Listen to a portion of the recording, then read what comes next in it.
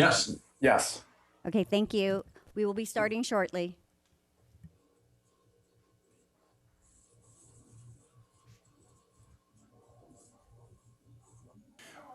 When you get your results back. Okay. All right. Wouldn't it? Welcome to the May 26th, 2020 special meeting between the Finance Committee and City Council. Madam Clerk, roll call, please. The record will reflect that Councilmember Muldoon is currently absent. All right. Thank you. So we'll, oh, I apologize. Let me pull up my agenda.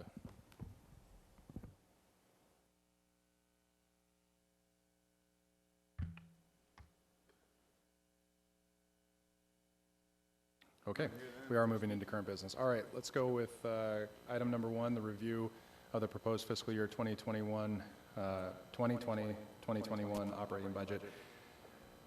Dan, are you starting? Whoa, Right, thank you. had a good echo. Thank Okay. you, Mr. Mayor and members of the council, and thank you, Mr. Chair and members of the Finance Committee. Here to Finance Director Dan Matuszewicz and Hang on one second. Do we know how to get rid of the echo? Okay, that's much better. Okay, go ahead, Dan.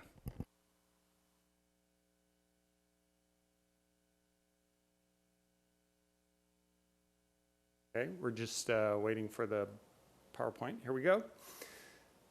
So, thank you. This was a very challenging year, as everyone knows. So the overview today, want to start off reassuring folks that we do have despite the challenges, we do have a balanced budget. The initial budget gap was $33.2 million for fiscal year 2021. And it relies on budget balancing strategies that rely on a number of short-term tiered budgetary solutions. So the budget maintains current service levels. We continue our commitment to maintaining critical CIP infrastructure and aggressive payment schedule towards our unfunded liability. The budget is a placeholder, and we'll be reviewing after our first quarter results, likely digging into some of the longer term solutions starting July 1. So my COVID disclaimers, as we know, it dealt a sudden and significant blow to both local and global economies. We're in the early stages of administering financial first aid. The budget, as proposed, is an initial bridge to financial recovery, but it's not a long-term solution if the fiscal conditions persist past June 21. So this is GFOA, or Government Finance Officers Association's kind of how to triage fiscal distress. Right now, you would notice we're in that bridging stage where we're assessing the extent of the problem and coming up with short-term solutions. But as I mentioned, starting July 1, we'll start a recovery planning effort, and that will be allow us more time to assess the extent of the problem, as well as take more deliberate actions that will produce more long-term savings as well to get us back on the road to recovery.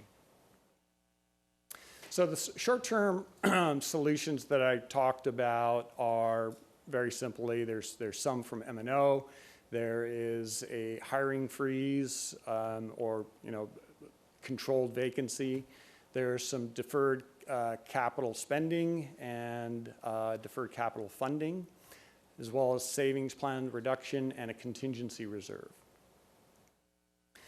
So the most important thing on this slide is to notice our actual revenues for 18-19 were $229 million. You could see that the revised budget, things were looking good for a while, and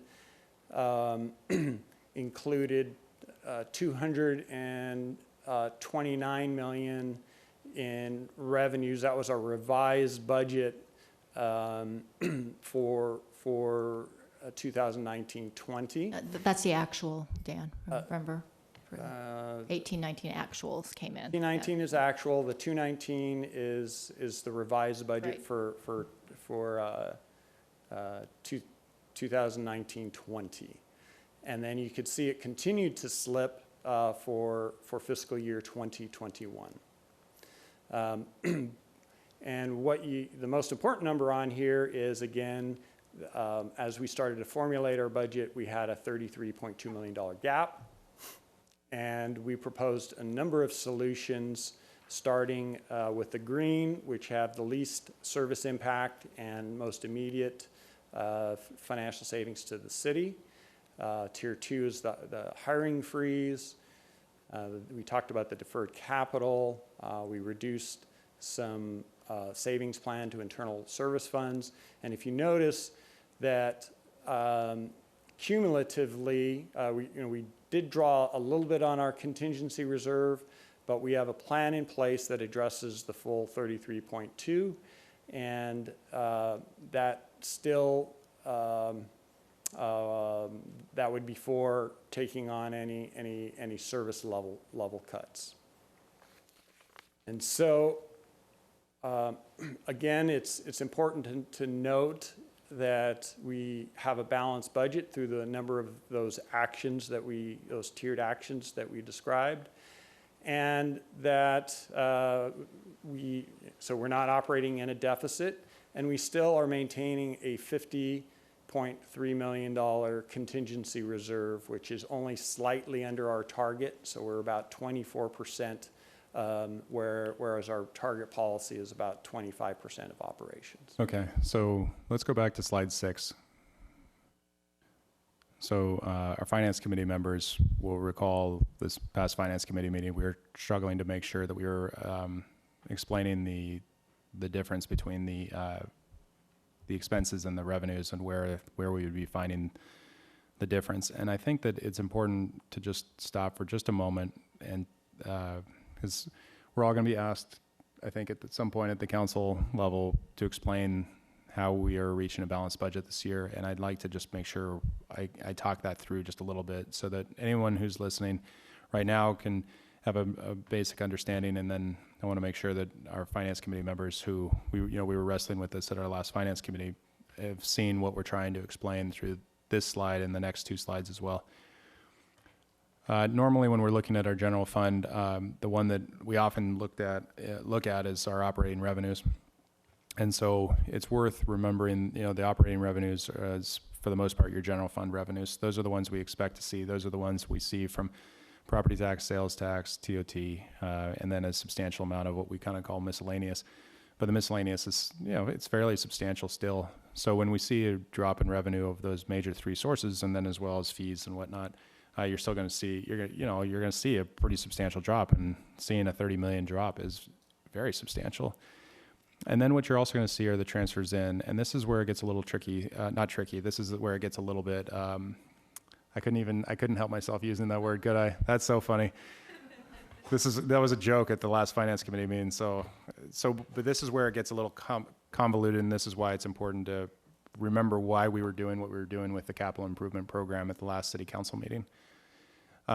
Because what we do is we don't just buy things based on cash on hand and hope that our revenues come in year over year. We set aside a substantial amount of money into a substantial number of funds, and the idea being that sometimes it's sometimes sort of a rainy day fund, but often always, especially for our public works projects, we need to make sure the money is there when we need to actually do the projects. So this is why we spend a lot of time, especially at the finance committee, but certainly at council as well, talking through the facilities financing plan and the facilities maintenance plan and any number of funds and plans to make sure that we have the money when they come in. And so what we do is we set aside money into our harbors and beaches capital master plan as well.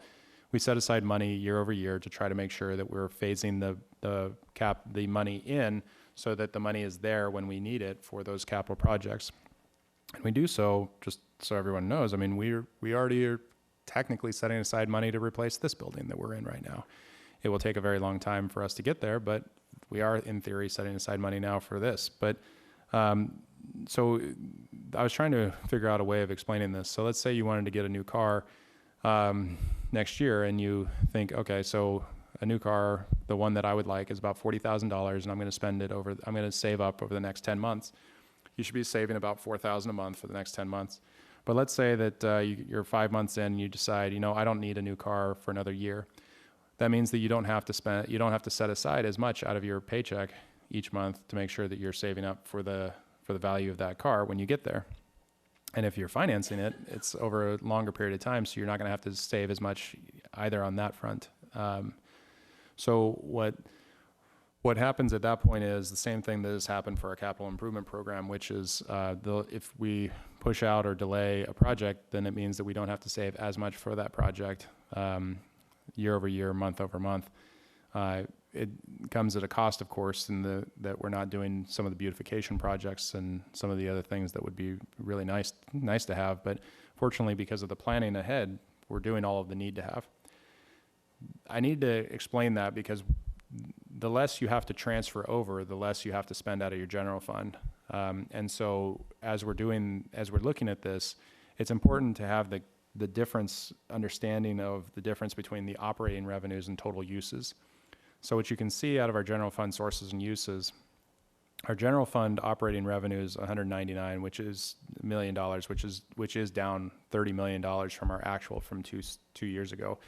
And that's, of course, very substantial. You look at some of our other cities around us, and they're going through pretty difficult times as well. I know our neighbor in Costa Mesa has a $150 million general fund revenue, or general fund budget, and they're looking at almost the exact same amount of cut, down about $30 million, which is substantial. And so when you're looking at, when we're looking at trying to figure out how much do we need to get to bridge, it's important that you're paying attention to the total sources and total uses. So when you go down to the total uses of $253 million and the unrestricted resources, you realize, okay, so we need to find either $33 million in additional revenue or $33 million in expenditure reduction.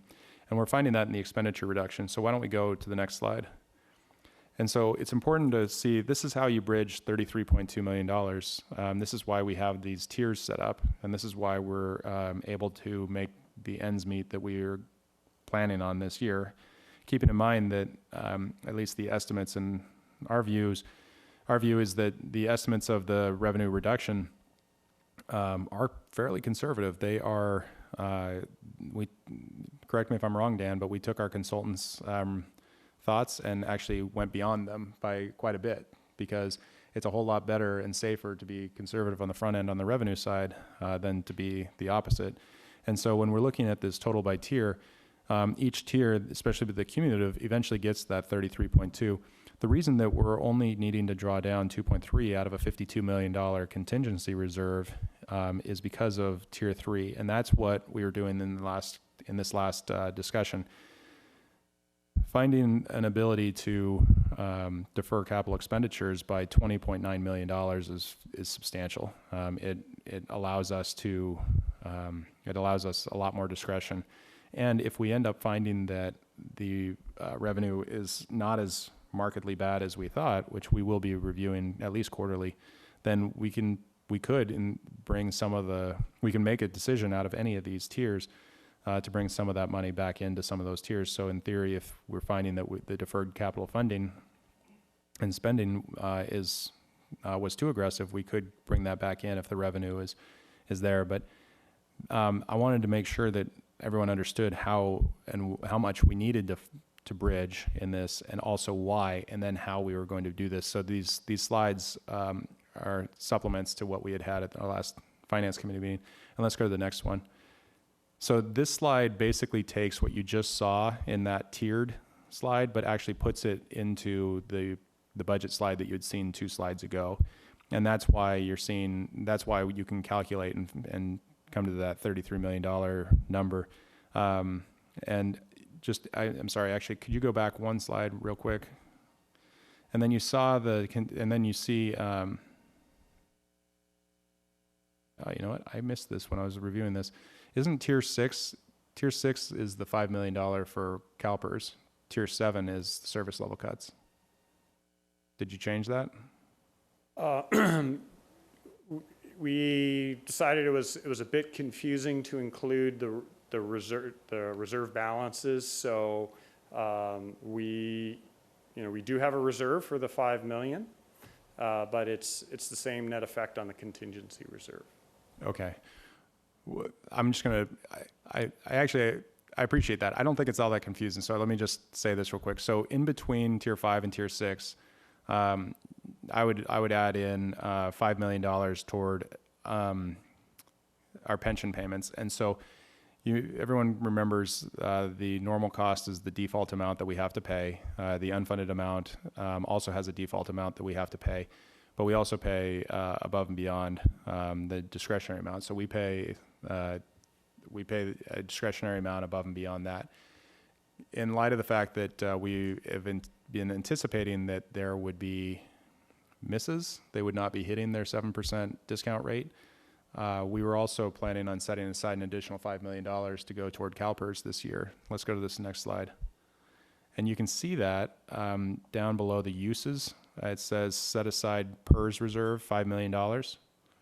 That's what I'm referencing. And I want to make sure I highlight that because it's important for people to see that even in the difficult economic times that we're seeing right now, we're continuing to plan for the future. So we continue to make sure that, because if you don't pay that 5%, I mean, this year, CalPERS is, I know I asked you this a week or two ago, Dan, but CalPERS was at about a 1.25% on their investment returns. And remember, they need to hit 7. So you drop down 5 3/4. If it ended today, you'd drop down, or at least 2 weeks ago, I should say, you're down 5 3/4, which means that our UAL will increase 5 3/4, just like everyone else's. The difference being, of course, that, and that's why, by the way, you look to your contingency reserve first before you would go towards something like the $5 million UAL, because the contingency reserve is earning probably about $1.25, also 1.25. So new money would be only 0.25%, but our existing portfolio is yielding about 2%. Okay, so new money. So, okay, I see what you're saying. But even that, so you're now comparing a loss of 2% versus a loss of 5 3/4%, at least over a 1 year period. So it's very expensive to give up that discretionary amount. We're fortunate that we can continue to do that. But if we found that we needed to draw down on the contingency reserve, we would need to make a decision as a council on how much we would be willing to draw down on the contingency reserve before we would be willing to take that $5 million out of the transfer to PERS. So I want to highlight all this because it is complicated. It's perhaps more complicated this year because everything is more complicated this year. But I wanted to highlight this because it is important to understand how we're making the decisions up here. That because every meeting we have, and we've been having for a while now, you're seeing playing out in this discussion we're having in a way that just we haven't dealt with before. But it's important to understand. So I know we were kind of wrestling with this at the last finance committee meeting, which is why I wanted to spend a few minutes just making sure we did an overview. Now, I spoke for a while there, Dan. Is there anything you'd like to kind of clarify? Did I say anything? Because part of it is I'm talking out loud to make sure I understand it too. So if I missed anything, let me know. Of course, there's a lot of minutia, but I think you hit all the big points, the major points. Okay, yeah, let's not do the minutia then. All right, go ahead. I'm sorry, let me stop. Are there any questions on these last 3 slides? Yeah, because I want to make, this is important, so I want to stop. All right, Ms. Dixon. Well, just to clarify, thank you, Mr. Mayor. Dan, given our reduction in revenues that we're contemplating, at the 50 million reserve level, what percentage of our revenues, our general fund revenues, is that? So our policy is based on operating expenditures less our discretionary payments to PERS times 25%. So we're at about 24% right now. So that is of our target policy. That is remarkable that we are maintaining that, given many cities, as the mayor mentioned, are going through severe contraction and digging deep into their reserves. So it's certainly a tribute and credit to our conservative fiduciary governance. So thank you. Okay. So revenues, here's an overall snapshot, and you can see, especially if you focus on the total general fund numbers, you can see as the numbers drifted, so it was 229. Prior to the 1920 revised budget, it was in the 230 range, and then we were expecting in January the next year, at that pace, we'd be up to 240 million. So by the time we get to 2021, all of a sudden between the 2 years, we're seeing almost a $40 million shortfall, some of which we absorbed in the 1920 budget already. If you recall, we had a $13 million revenue reduction in the previous budget, and we're carrying a substantial amount of surplus forward to the next year. So property taxes lag behind economic distress. We're still seeing the residential market, which makes up 80% of our property tax revenue, doing still extremely well. The other thing to point out is the valuation date that the assessor uses for property tax increases is January 1. So that was, of course, pre-COVID. But it's heartwarming to see even post-COVID that because of the low demand of coastal community property, that our residential property home sales are slowing because I think there's reduced activity, but they're still holding their value, which is, I think, another testament to the good governance that we have, maintaining our infrastructure, et cetera. Sales tax is another story. So we're introducing essentially 16% lower than an already bad year in 1920. Recall that the fourth fiscal quarter of this year is likely going to be extremely bad for sales tax. And as we start into January 1, or start with July 1, we're expecting another 16.6% reduction over an already impaired number. Transient occupancy tax is taking a substantial hit, and we phase that in over 4 quarters, and what you're looking at is a blended rate. I won't go through the minutia. We covered that in Finance Committee about transient occupancy tax, but you know, the truth is nobody really knows how long this impact is going to take place. You know, when will the airlines be back? When will people feel comfortable taking an air flight? So we will be taking frequent visits of our budget throughout the year and making adjustments as we go along. Mr. Mayor, may I ask a question? Yes, My request to speak doesn't work over here. I'll pay more attention then. No, it Okay. doesn't work anyway, so Go ahead. Yep. I'll just wave. On the property tax, when will we begin to sense, without waiting 2 years, if their assessed valuation changes and reexaminations, point number 1, and point number 2, given the ballot measure on the November ballot for the split roll, what kind of impact that would have? We're making no assumptions based on the split roll. We're staying neutral there, and we'll see what happens. We will know if our assessed value increased at the rate that we're looking at starting end of June, early July. We'll know whether or not we have to backpedal on our property tax estimate, but I don't think we will. What about not residential but commercial? Do you see a sense that commercial may be looking at their assessed values? Oh, well, so certainly the commercial will be quick to the punch to ask for what's called a Prop 8 reduction to their property values.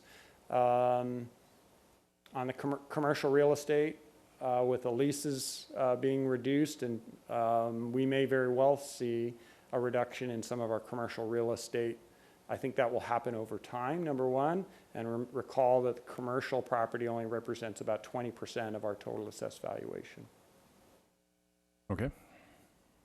So on the expenditure side, rather than giving you the traditional department structure, we gave you a view based on the expenditure categories. And again, if you look at the trend over time, so the actual for 1819, the actual is always deceiving because remember that doesn't usually consider vacancies, and there are. Or that actually, that includes the vacancies that were realized, as well as any M&O or our operating savings that the departments realize. So when we jump to 2019, there always, on a budgetary basis, there's always a bit of a jump. Again, when we started this process, we were assuming that we were going to build a budget around $230 million worth of operating expenditures. But for 2021, there were some mandatory, outside of those mandatory increases that were either required by legislation or have to do projects. Our proposed budget, operating budget, is at $219 million. So another way of saying that, just to be clear, is the reason 1819 looks low is only because we always budget to 100% of staffing, and we never actually do 100% of staffing. So any savings we have is shown in the actual, but we always, in a starting projection, always it's higher because we, like I said, we budget to 100%. And it's probably worth noting that because a number of there are a lot of cities that are able to balance or try to balance their budgets by reducing the percentage. So they'll have, let's say they have 100 positions planned for, but they project that we'll only fill 96 of them. Well, you can reduce your budget by quite a bit by only planning for 96 or even 90% of your salaried positions. We always do it 100, and then that's one of the reasons we come in as surplus, or used to. But I like to point this out because we don't play budget gimmicks in this city, and it's worth reminding people that this is one of the reasons we're going to be okay coming out of this. Go ahead, Dan. Before I move on, are there any further questions? Yeah, I have one. Dan, take utilities. You got almost a $3 million savings up there. How do you estimate that? How do you come up with that figure?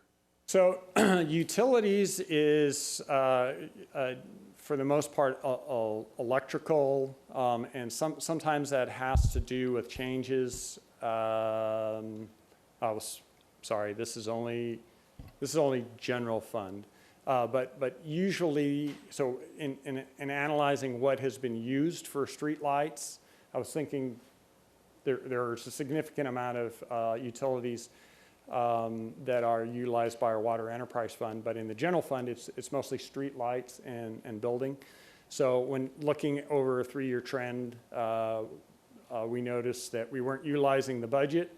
So we went back to departments and asked where we can cut operational savings and pointed out some areas that were underspending. This isn't consistent year by year. Sometimes there are things that for no particular reason, projects either got slowed down, but or the main thing is departments we were able to identify accounts that had a history of underspending, and this is how we went back to the departments who verified it and came back with $4.7 million of savings. Thank you. Any other? Okay, go ahead. Starting to lose my clicker, oh, did it work? Okay, so there were other funds impacted by COVID. So entitlements with the volatility in the markets, as well as in particular the price of oil. We're anticipating a shortfall in entitlements on our sale of oil of about $354 million.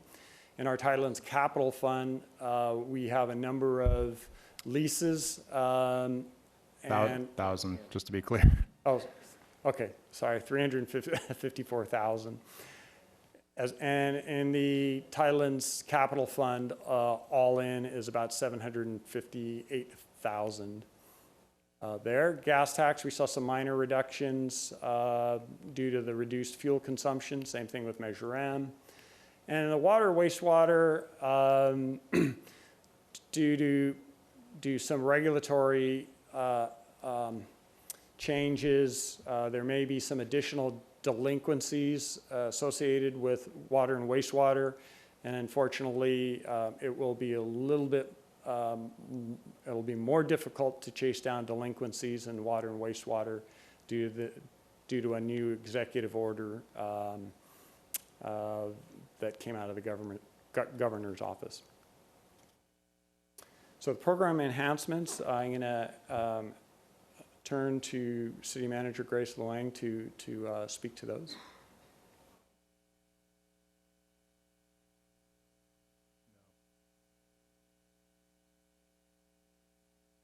Nope. Hello. Oh, there I am. Okay. All right. So in looking at preparing this budget, we actually sort of had two phases of it, because if you think about COVID, the impacts really started hitting in March quite forcefully, suddenly and abruptly. And before that time, for several months, we had been preparing the next year's budget.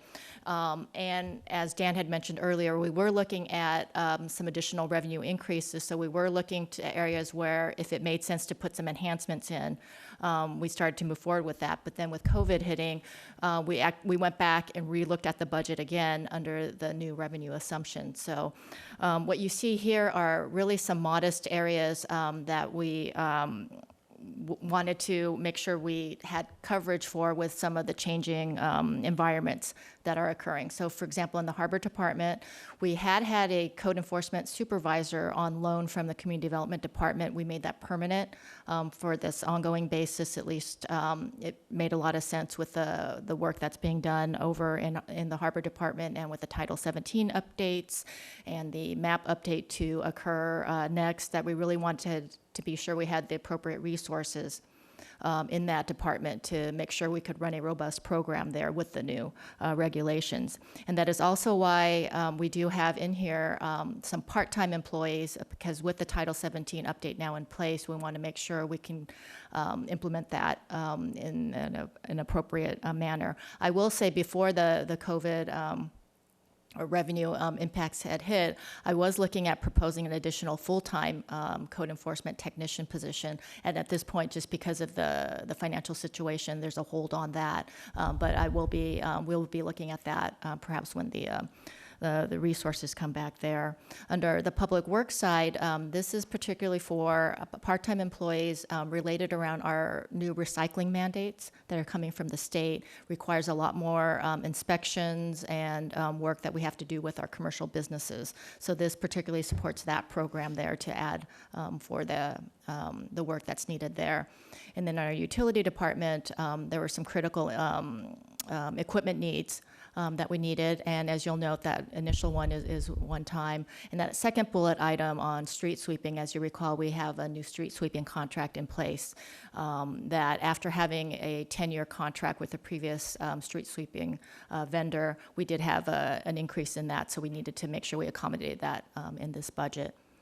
So those are the main program enhancements outside of some of the required ones that are needed. For example, new overtime laws and changes went into effect that we needed to make sure we budgeted for appropriately there, and some premiums for like our general liability insurance based on actuarial valuations. And that's what we have in this budget. I know the finance director we were talking before about, I'm used to in this budget presentation talking about all the types of enhancements and additional services we can provide here. And that's not this kind of budget this time around. So go on to the next slide here on the staffing levels. You can see there are 2 additional positions that went into effect in this current fiscal year. And if you recall, one was a conversion of contract to full-time for our street light program, where it made more financial sense to do that conversion there, and then one police officer in that budget, but then we held flat with the total number of employees in this budget.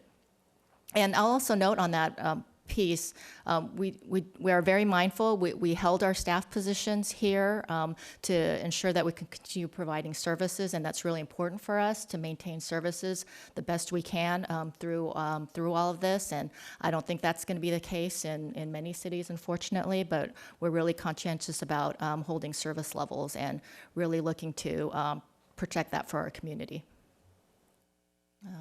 Next slide. Did you want to touch in on this one, Dan? Sure. Yeah. So as the mayor mentioned, we did cut back on funding a number of capital improvements. However, I wanted to make sure that people understood that we are still maintaining our effort to maintain our critical capital infrastructure so that infrastructure maintenance carries on. And as an example, you can see that we're investing quite a bit in facilities. We're moving forward with assessment districts. We have a number of improvements to the harbor, parks, and beaches. We're keeping up our effort on streets and storm drains. And you see a significant capital improvement program in the Water Enterprise Fund. It's probably worth mentioning, if you want to see where all of the money comes from, not a smaller percentage of it comes from the general fund. So you can go into the capital improvement program that is on our website at newportbeachca.gov. You can go into the budget section and you'll find the capital improvement budget, and you'll see the breakdown and how we spend the money. So a lot of this comes out of designated restricted funds, and the water is a great water and wastewater are great examples of enterprise funds where you have to spend the money you're getting in on only the provision of services, which is in large part the CIP. So just wanted to make sure folks were looking at this and seeing a fairly large number and realizing where a lot of that funding comes from. Go ahead, Dan. Okay, so this is really a repeat of what you decided at the last council meeting. And we're going to keep this at a high level so we don't have to go into individual projects and talk conflicts. So just keep it at a high level. Right. This is just to provide the review for what the actions that were taken. So you can see by the column what was returned to fund balance, what is continuing for this next year. And there were adjustments made based on the decisions council made. And then what particularly is being deferred out into not this upcoming budget, but the year after that, which really enabled us, again, in that tier 3 to close our budget gap. There's one I do want to highlight, though, the facilities maintenance master plan dollar amount. That includes funds that we need to address infrastructure in our city facilities, in particular our police building. So that we have adjusted since you last saw that. So this has deferrals, but we kept what we needed to continue on that maintenance plan there. But everything else lines in with what council's direction has been here. And again, we weren't intending to go over project by project here. There are the yellow highlights show you where there are conflicts if any council member wants to talk to these, but this was just to provide you the summary of the CIP program. All right, Ms. Dixon.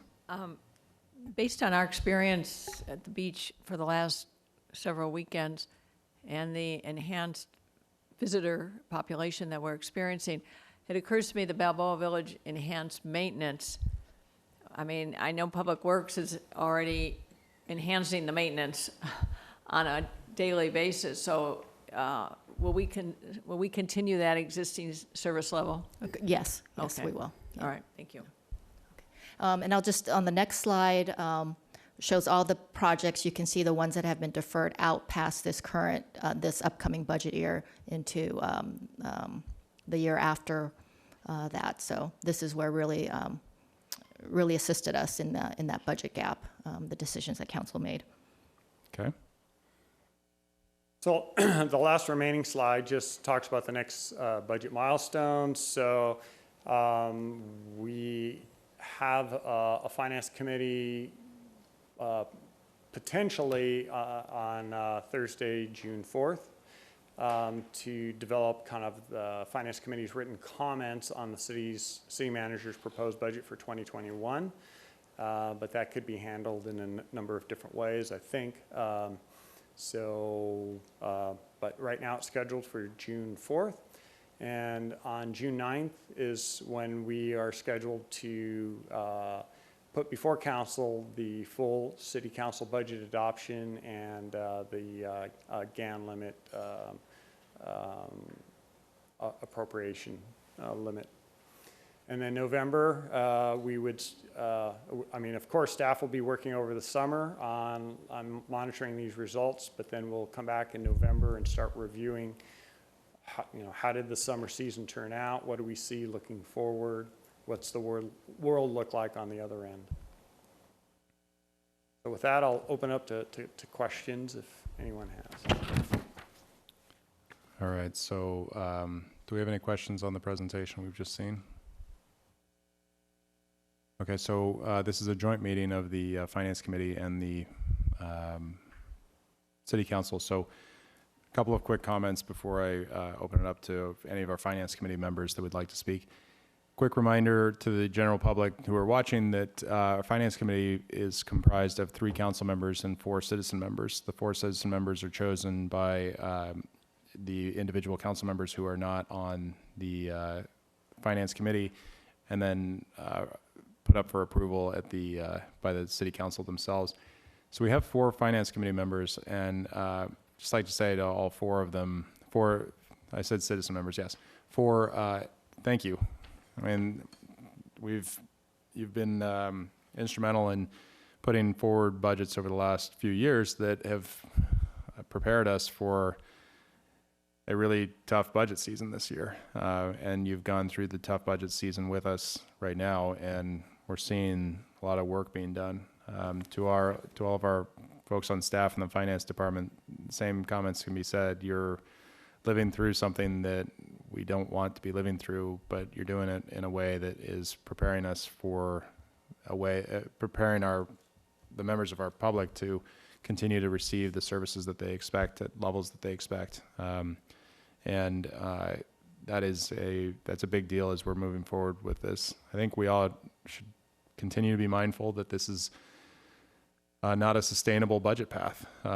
This is essentially a 1-year budget path that if we find ourselves in a continuing decline of this magnitude a year from now, will result in those service cuts that we're trying to avoid so desperately this year, because then we're going to be making really difficult decisions on capital improvement, and then we're looking at service cuts. But for the coming year, at least, we are in, I would say, better shape than most of our fellow cities, especially as I spend a lot more time talking to mayors around us in these days. So I just want to say to our staff and to our citizen members in particular, thank you for the hard work that you've been putting in. For our citizen members, no pressure, but if you would like to say anything, you're more than welcome to. If you'd like to ask any questions, you're welcome to as well.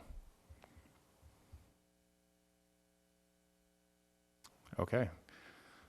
I appreciate the brevity. So with that, I'll come back. Any other questions? No. All right. So we'll go out to public comment on this item.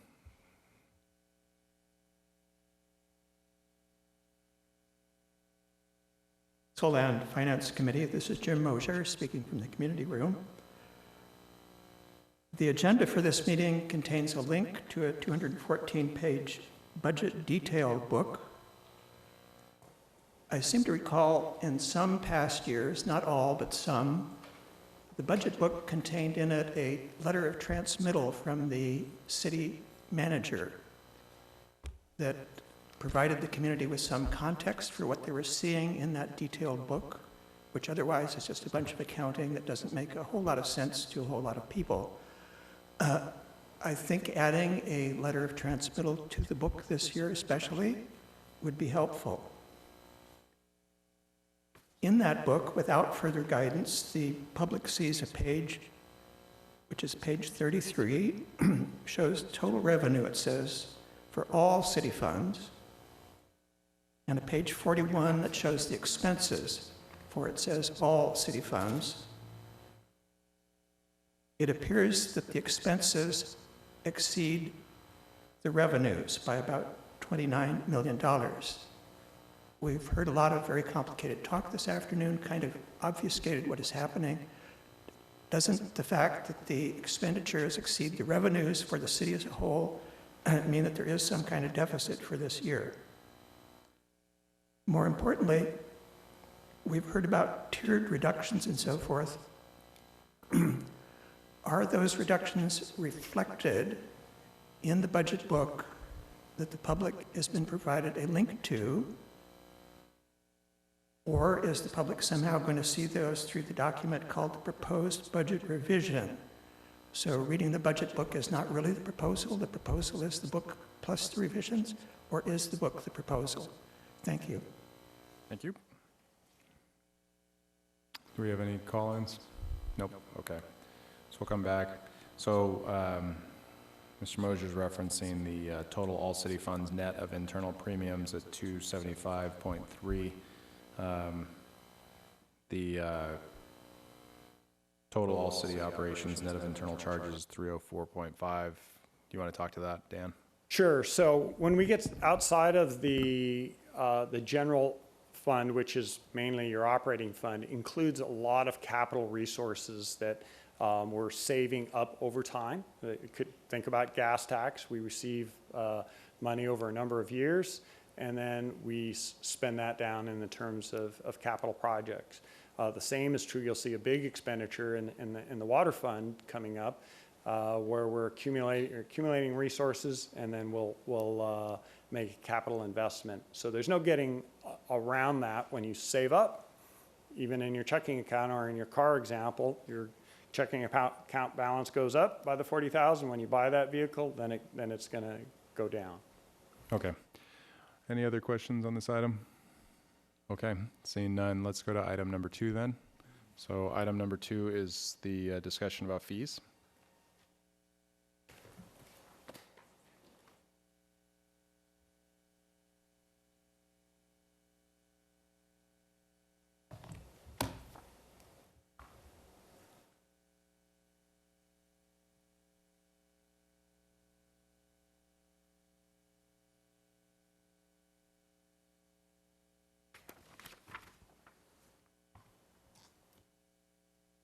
Great. Good afternoon, Mayor O'Neill, members of the council, members of the Finance Committee.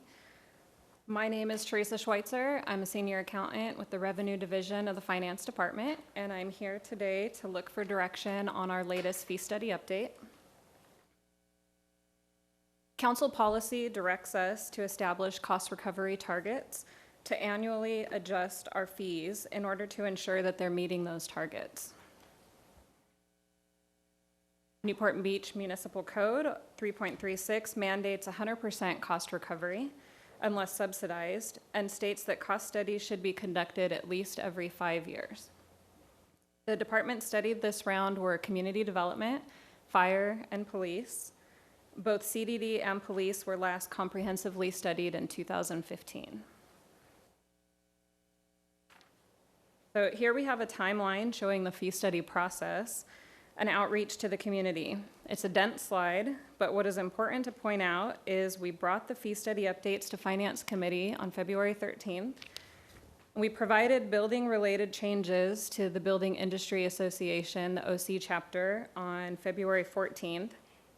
And we sent multiple interested party notification letters, and we published the public hearing notice in the Daily Pilot multiple times. Here we have a summary of the fee study changes, ultimately resulting in $840,000 of potential annual revenue. This does not account for fees where volume statistics were not available, which the volume statistics were gathered in the fall of 2019. And also this doesn't take into account where demand may decrease due to COVID-19. So just to be clear, let's go back to the slide. So when we're talking about an impact of 840,000 in annual revenue, the way that our fee studies work is that we look to 100% of the cost of a particular action. So if you go in, the cost of getting a plan check is, we're not profiting by it. We're trying to recover only the amount of cost directly attributable to a specific action, right? That is correct. Okay, so when we're talking about 840,000 in annual revenue, what we're really saying is 840,000 in annual revenue, but we also anticipate an additional 840,000 in additional costs as well. So the annual revenue is supposed to offset the additional costs. Right, for anything that's not subsidized, yes. So in this case, what we're saying then is we anticipate the increase of 840,000 in expenditures. And the cost study is showing what we would have to increase in order to offset that in our budget, essentially, minus, whatever subsidies we would be willing to give. Right. Okay, all right, just want to make sure I understood that. Go ahead. And can I just make a quick Yes. follow-up to your comments, Mr. Mayor? Just to be clear, just mainly for the people listening and watching, that the municipal code, the Newport Beach Municipal Code mandates 100% cost recovery. There's no profit in any sense. That's why we do we hire an outside third-party consultant to identify every step of the cost to perform a service, which is a discretionary service, not a mandated service.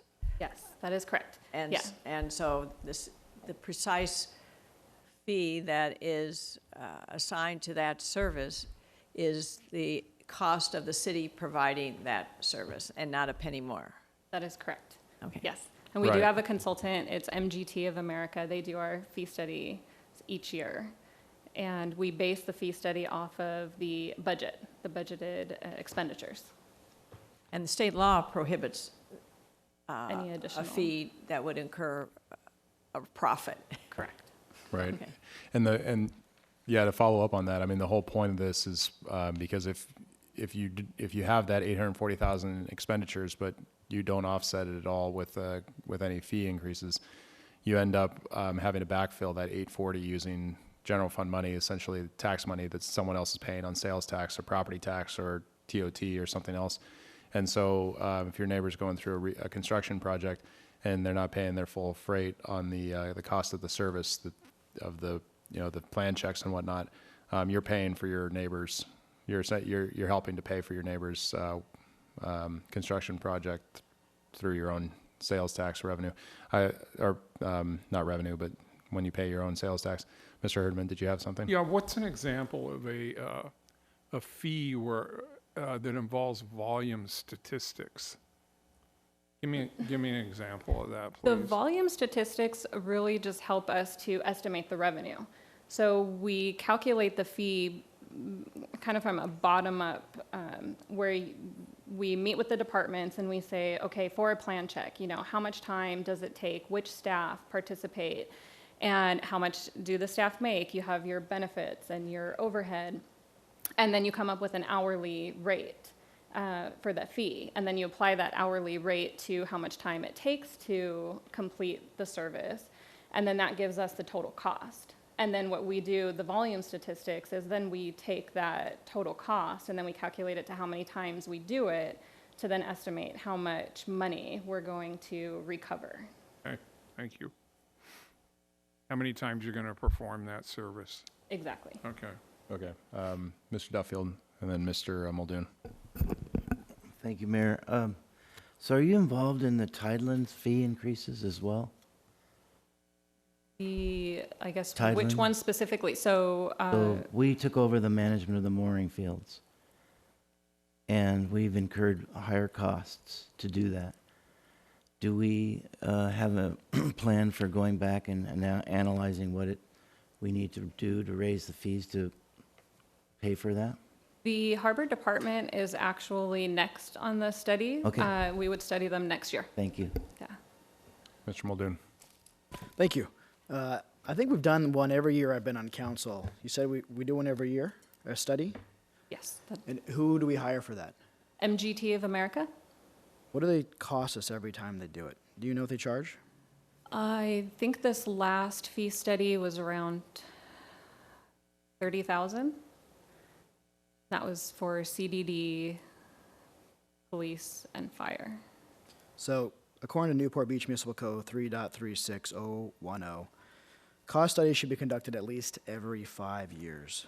So, if we do it every year instead, we're looking at spending 4 years extra expense of about Now, we 120-ish.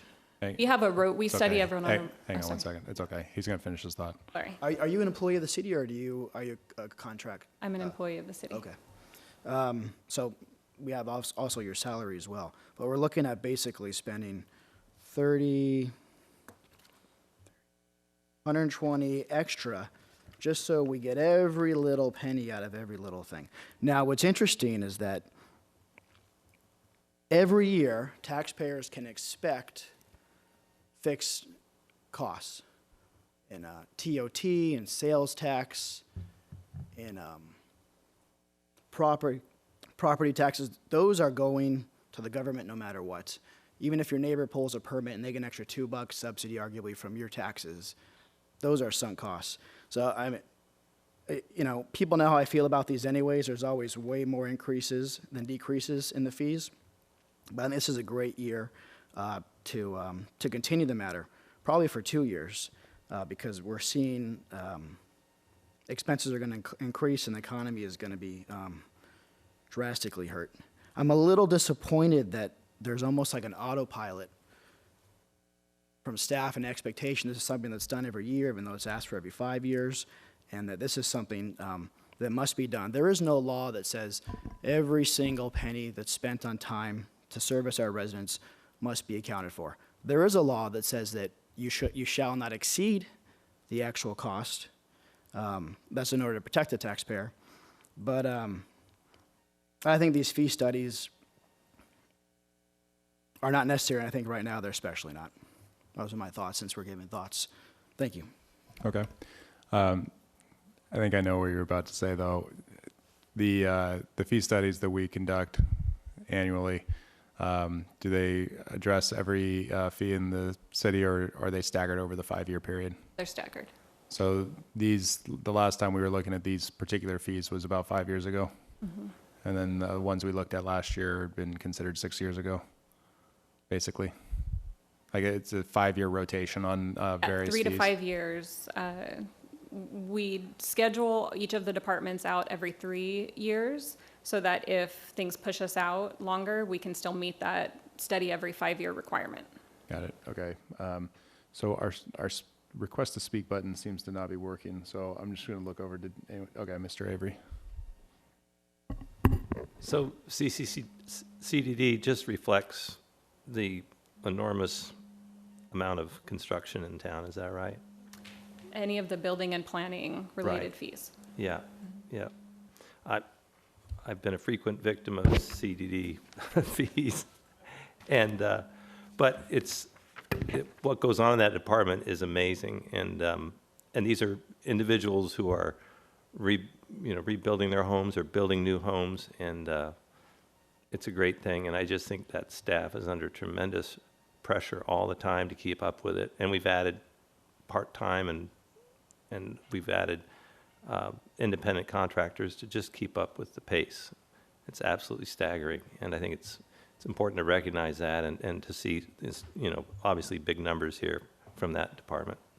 And just looking around this town, it's really something. So I don't like paying the fees like anyone else, but at the same time, it's an enormous cost to manage these construction projects, or not manage them, but at least respond to residents' requests for plan check and for keeping their projects moving and building, protecting all the neighbors and all the rest of us from, having any issues with construction. So we're got an incredible community, and I think part of that is the fact that we have such a good community development department, and we're asking residents to pay their fair share to make that happen. So we have the right oversight, and it results in the kind of homes you see all over town, and it results in a lot of public safety.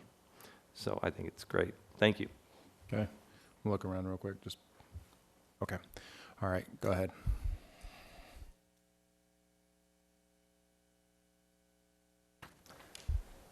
All right, so there are three options that we are presenting to you today, and in the next few slides, we will go into the impacts and the pros and cons of each.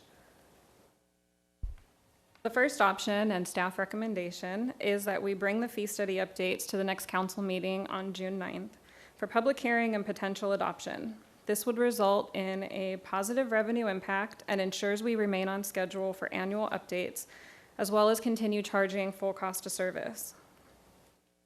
The second option is we postpone the fee study updates to a date to be determined and allow the scheduled CPI increases to go into effect July 1st. With this option, there's a significant hit to our revenues, including our fiscal 21 budget. But we would still remain on schedule with annual updates, and it would only be temporary. The third option is we do not approve the latest fee study updates and rescind Resolution 2018-55, which authorizes the annual CPI increases. This has the largest impact to our revenues and takes us off schedule for annual updates, essentially waiving council policy. For your time. All right. We have any thoughts on this?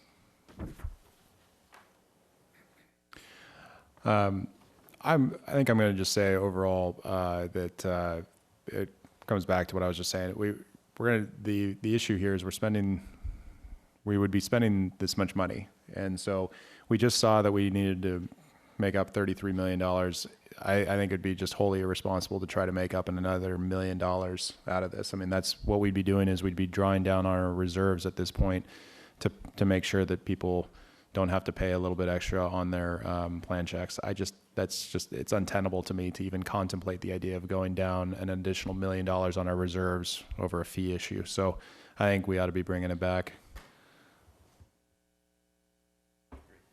Mr. Muldoon. Last council meeting, the one before, I voted against two items that were over $2 million for paving roads that were well paved, no potholes. So no one's asking to go into the reserves. We're trying to tighten the belts. Now is a time to be wise with their own money, but also not to try to take more money from the residents, from the ratepayers. The buck stops here. And if $1 million is something you think we shouldn't take out of the reserves, then there's the $4 million that we voted on the last two council meetings that easily would have offset that. So with due respect to that comment, those were not general fund monies. Those were restricted fund monies, and they didn't come out of the general fund contingency reserve. They came out of money that had been saved up from restricted funds, oftentimes coming from state and federal governments through gas tax money, Measure M money. Those were different. So I want to make sure I'm talking about restricted funds versus general fund at this point, because we're talking about general fund on this fee study issue. Any other discussion on this, Ms. Dixon? Yes, I've looked at these fees for as long as I've been on the council, and remain convinced that they're discretionary by the resident who pays the fees, or the non-resident who's doing a project in the city, property owner, that it's discretionary. One does not have to remodel their home, or there are many different ones. I don't know. I remember a few years ago, is the police department fees, well, we will see when we see it, because we haven't seen the whole list. Are they part of this review? Yeah. Because the last time, which was, I guess, 5 years ago, one license for the animal control department underneath the police department, license modification to increase the fee for pot-belly pigs. Literally, that's a line item, at least it was 5 years ago, increasing the site visit to the property owner to look at their pot-belly pig. And I thought, why should I pay that cost if we do not increase that fee to that owner of the pot-belly pig? Why should I pay for that cost of the service of that on-site inspection?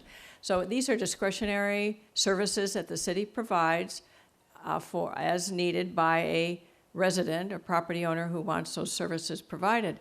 And that's discretionary, and so my opinion is they should pay for those fees. I think, granted, in this difficult time, it works both ways. I mean, it's difficult. We're very close to reserves right now. Our reserves are actually $2 million under. We have to look at every opportunity that's fair. in my opinion, this is fair and it's the right thing to do. And our municipal code requires that we charge only those fee amounts that is for the cost of delivering that exceptional service that the city is known to provide. So I will support bringing it back. Mr. Avery?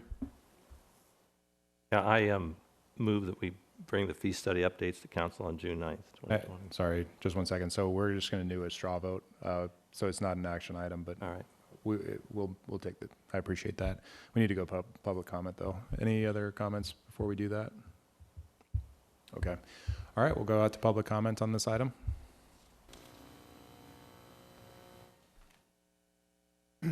Mayor O'Neill, members of the council, and the Finance Committee. This is Jim Mosier again. Just for clarification, item with this title, the fee study update, whether to approve it or not, has been continued from several meetings. It was first seen by the City Council back on March 24th. Should the item come back on June 9th so that the public has a little forewarning of what's being proposed or what you're actually debating today, is the fee schedule that would come back potentially on June 9th the same that was presented on March 24th? Or has city staff come up with a different fee schedule that they are now proposing? Thank you. Thank you. Any calls? All right, we have one call.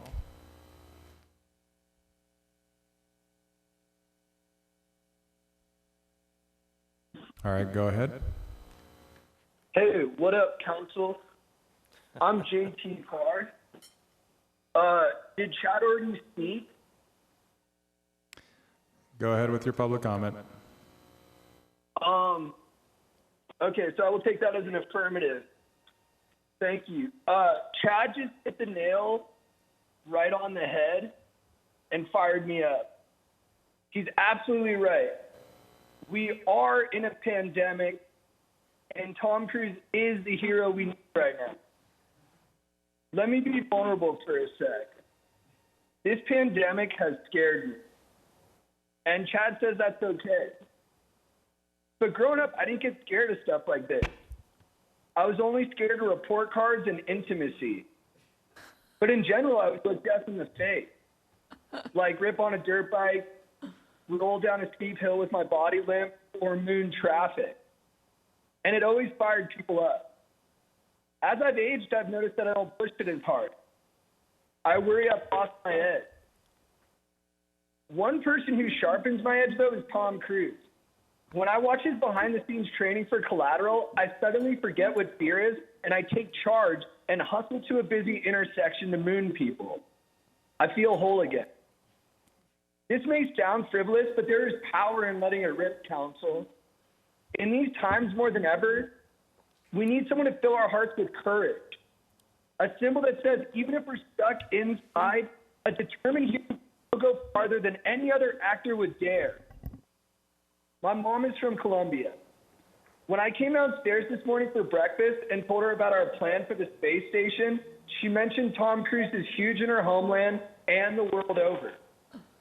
This is extra huge because China and the U.S. are beefing. Our mutual love of Tom could spell that. Maybe one day Hong Kong's own adventurous thespian, Jackie Chan, will go to space and we can name something after him. That is why we need to name the space station the Tom Cruise Space Station. Let's give this world something to look up to. And I'm sorry I couldn't be there to support you out in person, but I just didn't want to risk getting my mama sick. I'd also like to sing a song that always fires me up, council, that I think you guys will really enjoy. 3 little birds sat on my window, and they told me I don't need to worry. Summer came like cinnamon, so sweet. Little girls double dutch on the concrete. Maybe sometimes we got it wrong, but it's all right. The more things seem to change, the more they stay the same. Oh, don't you hesitate. Girl, put your records on. Tell me your favorite song. Okay, that's enough. Thank Go you. ahead, let your hair down. That was awesome. All right, so is Chad on the line? Good. All right, so we'll come back to council and find a way to charge a fee on that next time. So anyway, we'll, so the options that are available, coming back to council, the options that are available, 1, 2, and 3. Given what I had said, I'm going to put a straw poll out on 1, 2, and 3. If you, number 1 is bring this back for June 9th, 2020. The second is postpone fee study updates, but allow CPI adjustments. And the third is do not approve the fee study updates. So everyone in favor of number 1, if you wouldn't mind raising your hand. With Councilmember Muldoon voting no. Well, that was hang 6-1. on. Well, I'll poll all 3. Okay. Number 2, nothing. And No number votes 3, for option 2. and then option 3. I'm with Chad. All right, Councilmember Muldoon supports option 3. okay.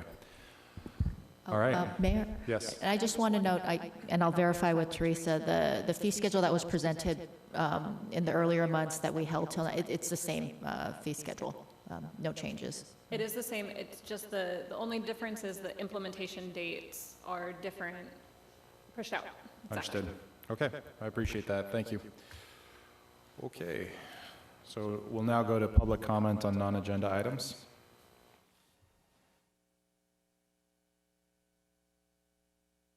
Do we have any public?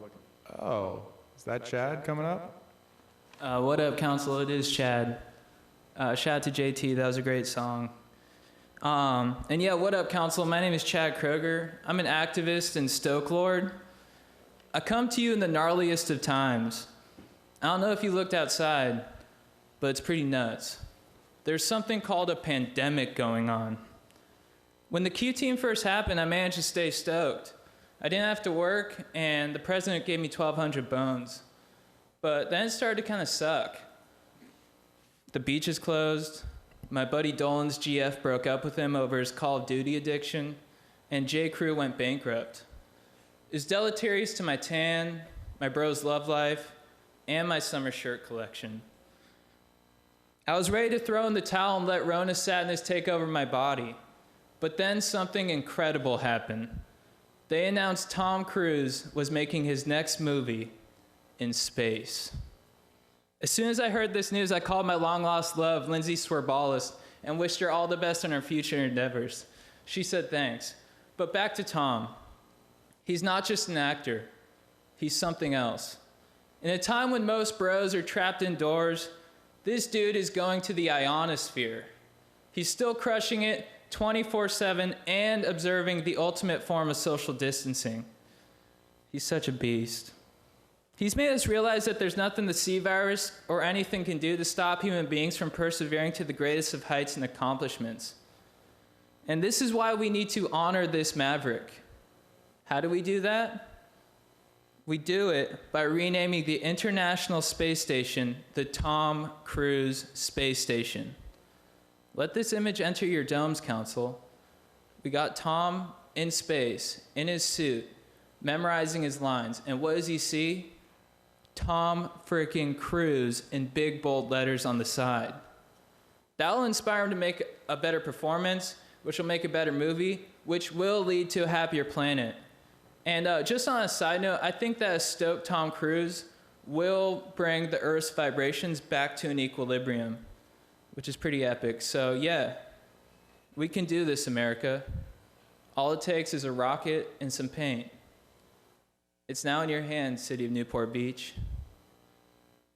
All right, thank you. All right, thank you. Any other comments on non-agenda items? All right. Then we will stand adjourned from this special meeting. And yep, when we switch over, so we'll take a 5-minute break and then we'll start our regular meeting in closed session. Oh, I'm sorry. I apologize. I didn't. Yep, I'm sorry. I apologize. Yeah, no. We'll continue public comment. Go ahead. Oh, sorry. I don't have a Tom Cruise narrative prepared, but I would like the city's help in pushing the Newport Newport Beach Police Department in issuing citations and towing illegally parked vehicles. So as the first weekend of holiday visitors happened, I ended up calling the cops multiple times on Sunday with adamant refusal to issue citations when I could not access my garage. So any help in enforcing would be appreciated. Thank you Might help with your revenue stream too. So. Make sure, did you send us an email earlier? I just want to make sure. I did, Yep. yes. I also sent one to the chief of police. Okay, just wanted to make sure if you hadn't, to make sure that you did, but got it. We Yeah. received it. We'll make sure we follow up on that one. Thank you very much for. Awesome. Great, Thanks. thank you. Okay, any other public comment? I want to make sure I don't miss anyone. Okay, so we're going to stand adjourned out of this special meeting. We'll take a 5-minute break, and then we'll start up on our regular meeting in closed session. Thank you very much.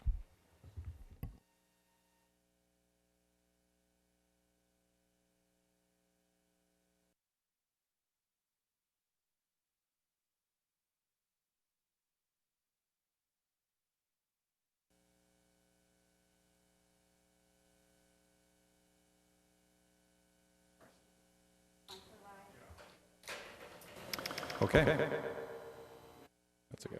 All right, there we go. All right, so we're going to start the May 26, 2020 regular council meeting. Madam Clerk, roll call, please. The record will reflect that all members of council are present. Thank you. And now we'll take public comments on closed session. Mayor O'Neill, members of the council, this is Jim Mosher. The agenda for the meeting that you're about to convene has a very cryptic announcement about the closed session. When that cryptic announcement is decoded through the government code, it means, at least to me, that you will be speaking in private because the city has done something wrong over which it could be sued, but the party or parties that were wronged by that city error don't know that the city did something that they can sue over. Therefore, disclosing even the topic of your discussion would tip them off to the city's disadvantage. I would like to ask those attending the meeting first, in the meeting, ask yourself, is that really what the closed session is about? And second, whether hiding possible errors by the city, even if allowed by the Brown Act, is good public policy. I think the ability to admit errors when they are made is a virtue, not a vice. Thank you. Okay, do we have any calls? No. All right. I don't mind. Mr. Muldoon. Thank you. Just want to say, the overwhelming reason we tend to be in closed session is not because the city did something wrong. The city did quote anything wrong. More likely, it's an issue of negligence. Maybe there's an access issue, and someone's suing the city. So I just don't. It's not nefarious. This item certainly isn't, although we can't disclose what it's for. But it's such a pessimistic way to look at the world, Jim.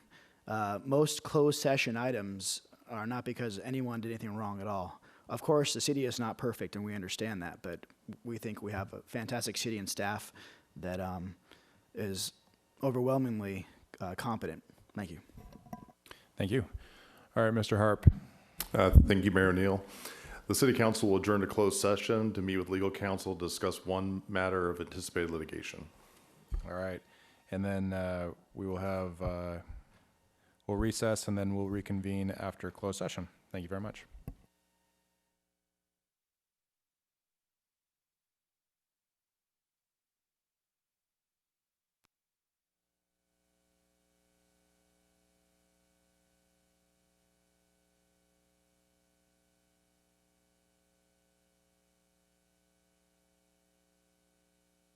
Okay. Okay. We're coming back from still the May 26th, 2020 meeting. We're coming back from our closed session. Mr. Harp, do we have a, oh, I'm sorry. Madam Clerk, roll call, please. The record will reflect that all members of council are present. Mr. Harp, do we have a closed session report? Thank you, Mayor O'Neill. There's no closed session report this evening. Thank you. Ms. Brown, do we have an invocation tonight? All right. Kevin, it's your birthday. Would you like to lead the invocation? No, I love to. Okay.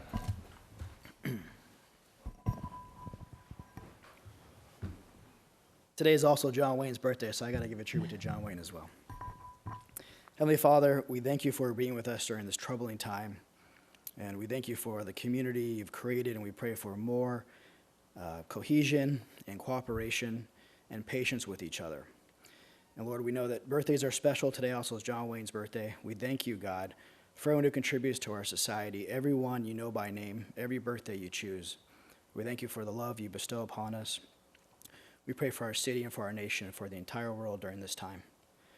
And we thank you for all the blessings, and we pray that those who are in need have the courage to ask for help, and those who have the ability to help have the courage and resolve to do everything they can for their neighbors. In Jesus' name, amen. Amen. Just place your hand over your heart. Ready? Begin.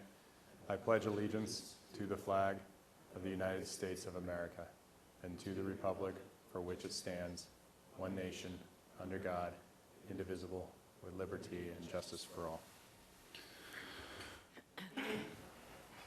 All right.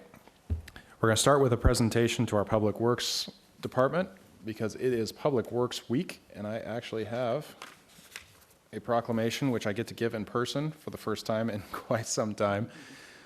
So Mr. Webb, why don't you come on up? I'll read the proclamation and then let you say a few words as well.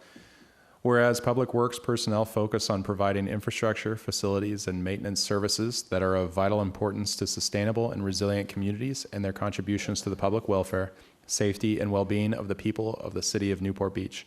And whereas the city's infrastructure, facilities, parks, beaches, and maintenance services could not be provided without the dedicated efforts of Public Works professionals who make up the Public Works Department.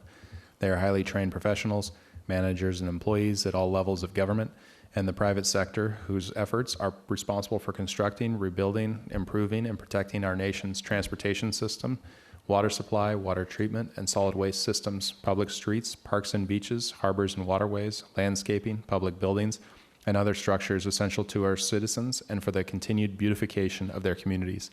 And whereas it is the public interest for the citizens and civic leaders in the city of Newport Beach to expand their knowledge of and to maintain a continuing interest and understanding of the challenges and importance of public works and public works programs in their respective communities. And whereas the year 2020 marks the 60th annual National Public Works Week, sponsored by the American Public Works Association, be it now, therefore, I, Will O'Neill, Mayor of the City of Newport Beach, do hereby proclaim the week of May 17th to 23rd, 2020, as National Public Works Week in the city of Newport Beach, and I encourage all citizens to join with representatives of the American Public Works Association and government agencies in recognizing our public works professionals, engineers, managers, and employees, and to appreciate the contributions they make to protecting our health, safety, comfort, and quality of life. Thank you very much. And thank you, Mayor, Council, for taking a moment out of your busy schedule to recognize National Public Works Week. I'm just excited to lead this organization in that realm. We have some great men and women out in the field doing so much great work. And this is, normally I talk to you about the fun things I love, infrastructure and things like that, but this has been a real challenging year, as you know, this last thing. And the nice thing that's come out of this is a lot of folks have had some face-to-face talks with our public works folks. I get a lot of calls about, thank you for picking up that trash. That street needs sweeping, thank you for getting to that. The parking lots look great, you guys have been after it. I'm real thankful, and you know, one of the things we're really getting to appreciate, one of our folks we don't think about is our janitorial staff. We get more folks thanking our janitorial staff, so I walk around, so it's real good to see that. And I'm also saying that the public works staff has really been working hard for the citizens as they've gone through this trial and been kind of locked down. We have been being proactive out there, trying to make sure the city's in good shape when they get up. We're trying to take advantage of some of the opportunities that come out of this crisis, like trying to take care of some of our parking lots when they're empty. We've been maintaining our parks and sports fields where the kids aren't on them. We're making sure when they come back, they're ready to go. We're planting trees and things in difficult spots.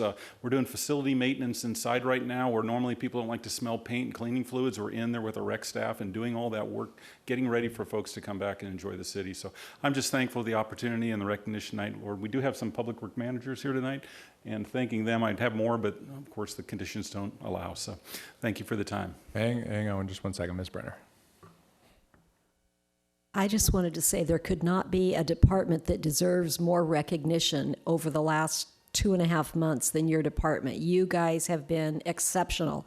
And it's like we've been saying, open this up, close that down, put up a barrier here, more signs here. You just have been so responsive, and in such difficult circumstances where we didn't really know what we were doing. We were trying this and trying that. And I just want to tell your entire department how much we appreciate you. Thank you. Thank you. Mr. Webb, I will find a way to take a picture of this with you at some point in the future. I feel like the mayor needs to take way more pictures than he has this year, but we'll at least find a way to Photoshop the two together. Yeah, exactly right. Awesome. Mr. Mayor, may I make a comment? Oh, absolutely, Ms. Dixon. I'm over here in left field. Ms. Brenner said the words that were just about ready to come out of my mouth. I mean, we know that we have a terrific public works department. I knew that. I've known that for many years.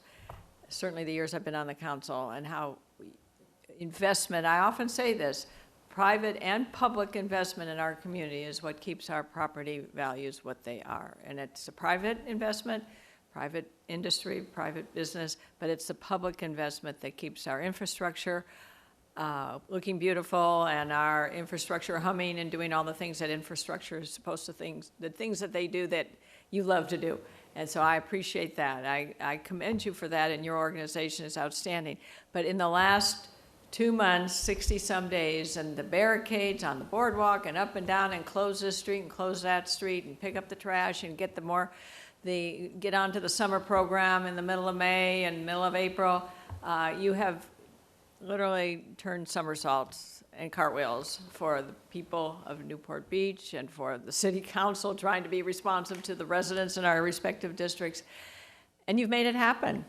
You never say no. You never say it can't be done. You do it. And I just want you to know that the people in my district are very grateful. And I've gotten emails as recently as Sunday on this. Thanks for the trash pickup. Thanks for opening and closing this particular street. So thank you, and thank you to all your team members for making us look good. I appreciate it, so thank you. Thank you very much for those good words. You know, it's interesting when you're talking there, I just want to say that you folks, the council of the city, are the supportive ones that really need to be thanked by the citizens. I've worked in many cities, and public works is not, or infrastructure is not held in the realm you folks do.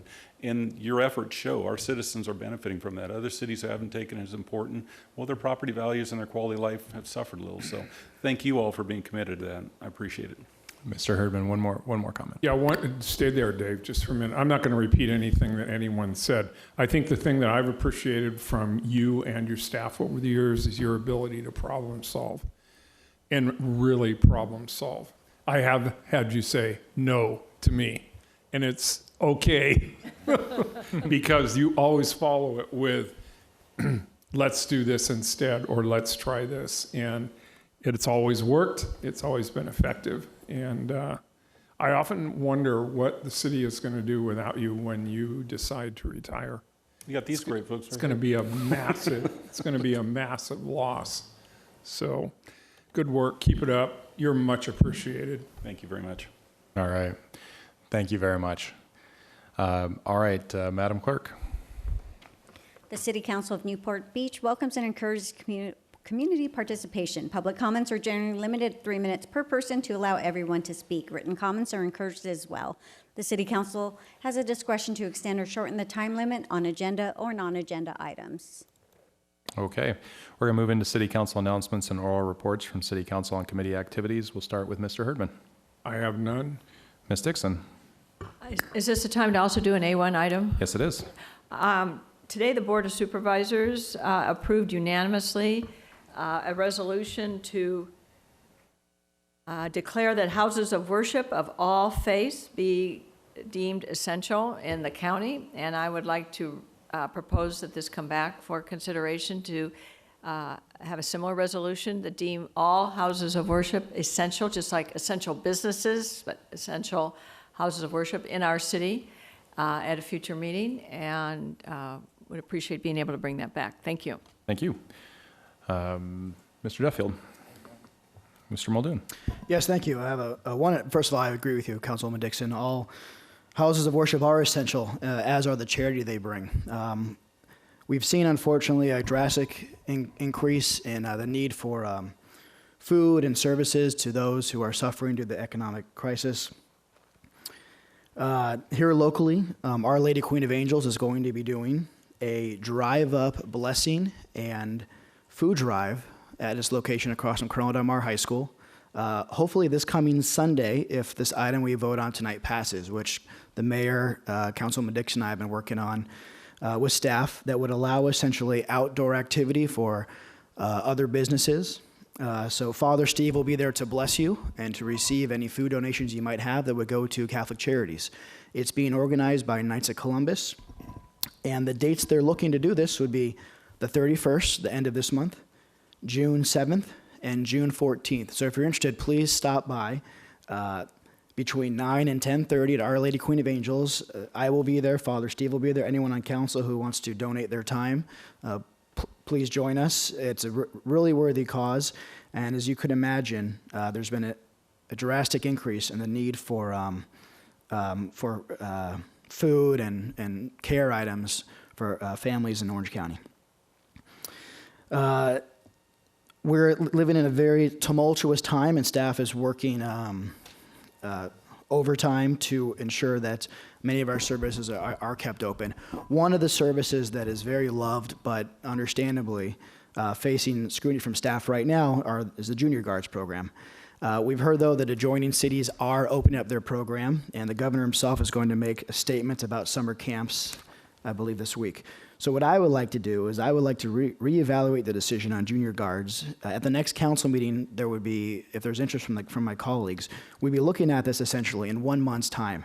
Perhaps doesn't mean the full capacity, perhaps it means smaller classes, and perhaps it means less days a week, so students only have the opportunity to do it Tuesday and Thursday as opposed to every day. But this is something that I've received a lot of emails on, as my colleagues, that we would like to find a way to say yes. If ultimately we cannot say yes, we understand, but I want to see how San Diego and those other cities are finding a way to say yes. So that's my A1 item, Mr. Mayor. Thank you. Okay, thank you. Ms. Brenner. I've been meeting via Zoom with a group of students from Sage Hill, Newport Harbor, and CDM who are interested in forming a youth leadership council, and they have done some research. They've got some time on their hands, so I've presented their preliminary proposal to Laura Detweiler and talked with the mayor about it, and she'll be looking that over and working with them to see if there's something that we could do in that regard. Also, our Business Advancement Subcommittee met, and our Short-Term Lodging Ad Hoc Committee met. I also met with Dave Ellis, consultant to Hoag Hospital, on the proposed changes that are occurring for Hoag, and I also got information from him about a potential $25,000 contribution by the Pasern Foundation for Friends of Oasis, and subsequently Will and I accepted their check and presented it to Mike Zimmerman, the president of Oasis. And we also met with Karen Ames, a community resident who started a Shopping for Seniors service during this process. So that was very fulfilling and positive, something positive. Thank you. Mr. Avery. I have none. Okay. I've got just a few. I've had multiple meetings for TCA on subcommittees, and then we've got a full meeting this coming week. We had a finance committee this past week. This morning, I attended the Orange County Board of Supervisors meeting in my capacity as mayor of the city, as they were discussing how to disperse $75 million from the CARES Act funding to ostensibly to businesses in the Orange County area. A number, around 31 of 34 mayors had signed on to a letter, including I was one of the 31, last week, asking that, I'm sorry, that was a couple weeks ago now, asking that I apologize, time is coming, time is kind of, the days are mashed together. Anyway, in the last week or two, asking that money be dispersed through the cities instead of through a county or county administrator or the way that they ultimately did it, which is kind of district by district, with the goal of ensuring that a full service city like ours and a city that has significantly more business participation than some other areas in the county we would be essentially, we would be, we are going to be an engine of this recovery in our city, and I'd like to make sure that engine has the proper amount of fuel. And so if we're looking at it from that perspective, it would have been nice for them to have set up very clear, very understandable metrics to make sure that there would be no question of, a single elected trying to make a decision on behalf of this. They did not go that direction. There were a number of mayors at the meeting today, and the vote ended up being a 3-2 vote with our local Board of Supervisor, who's the chair, Michelle Steele, and Supervisor Wagner being in the minority on this and advocating for what the mayors have been asking for.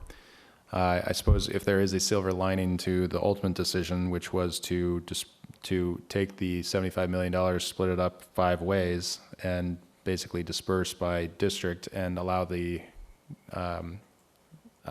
each supervisor in each district to essentially how to decide how to disperse that within the rules of the CARES Act.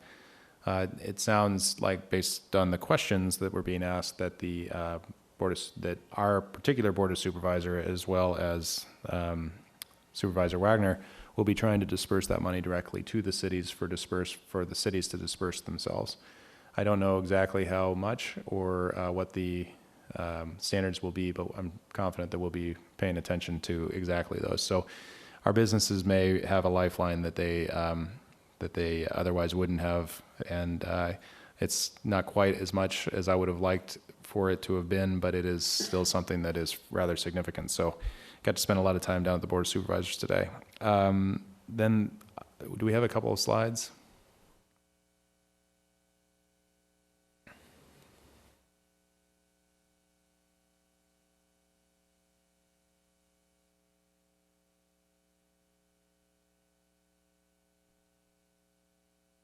Okay. As a reminder to our local community groups, the city's special event and community programs grant applications are due tomorrow at 5 p.m. That's Wednesday, May 27th at 5 p.m. These annual grants are available to local groups within the city, as well as regional groups offering programs for Newport Beach residents. For more information, visit newportbeachca.gov/grants. Next slide, please. There you go. I'm also excited to announce that a new guide to emergency preparedness, the Newport Ready Guide, is now available for download on the city website. This guide was a collaborative effort by our police department and fire department with assistance from Chapman University and the Emergency Management Institute of Design. The guide covers everything that you, as a Newport Beach resident, need to do to prepare for a variety of emergencies and disasters. As we begin to emerge from the COVID-19 stay-at-home order, this is a great time to start planning for the future. This guide shows you how to develop an emergency supply kit, create a family plan, and much more. You can download a copy of the guide at newportbeachca.gov/readynb. Again, that's newportbeachca.gov/readynb. And I don't know if this is the case, but I'm sure it will be after I say this. I'm confident it will be one of the splash pages as well on our front page.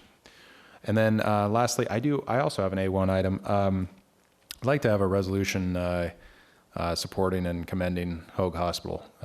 They've been doing some pretty amazing things lately. You probably know this by now, but we would not be in phase 2 right now without Hoag Hospital. When the guidelines came out, Hoag was there for us because the only thing that the county was missing, they were missing around a little over 80,000 surgical gowns, and they were missing around 80,000 N95 masks in order to reach phase 2. Once I had found out about that, I reached out to Hoag, and Hoag jumped on it immediately, and they transferred within days. They transferred over 80,000 gowns and over 80,000 N95 masks to the county in order for the county to be able to file its attestation saying that they were ready to move into phase 2.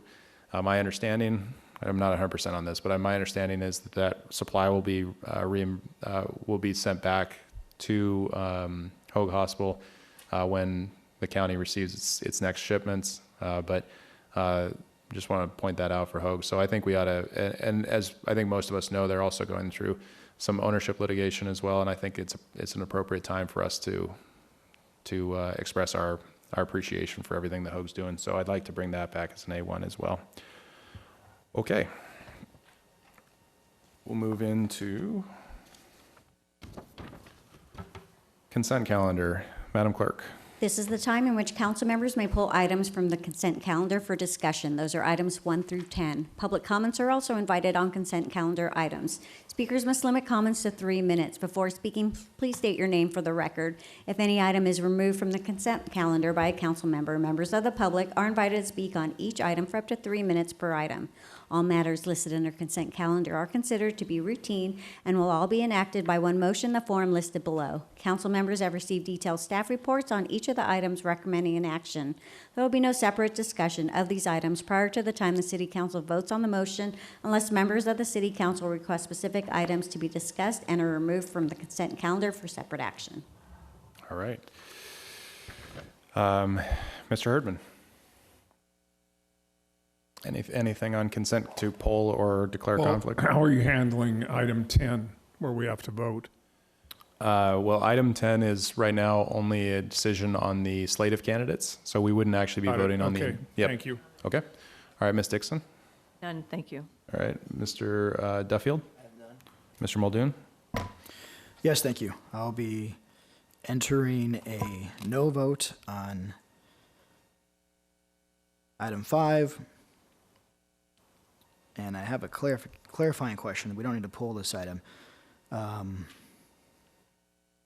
Mr. Webb, on the demolition of the pier.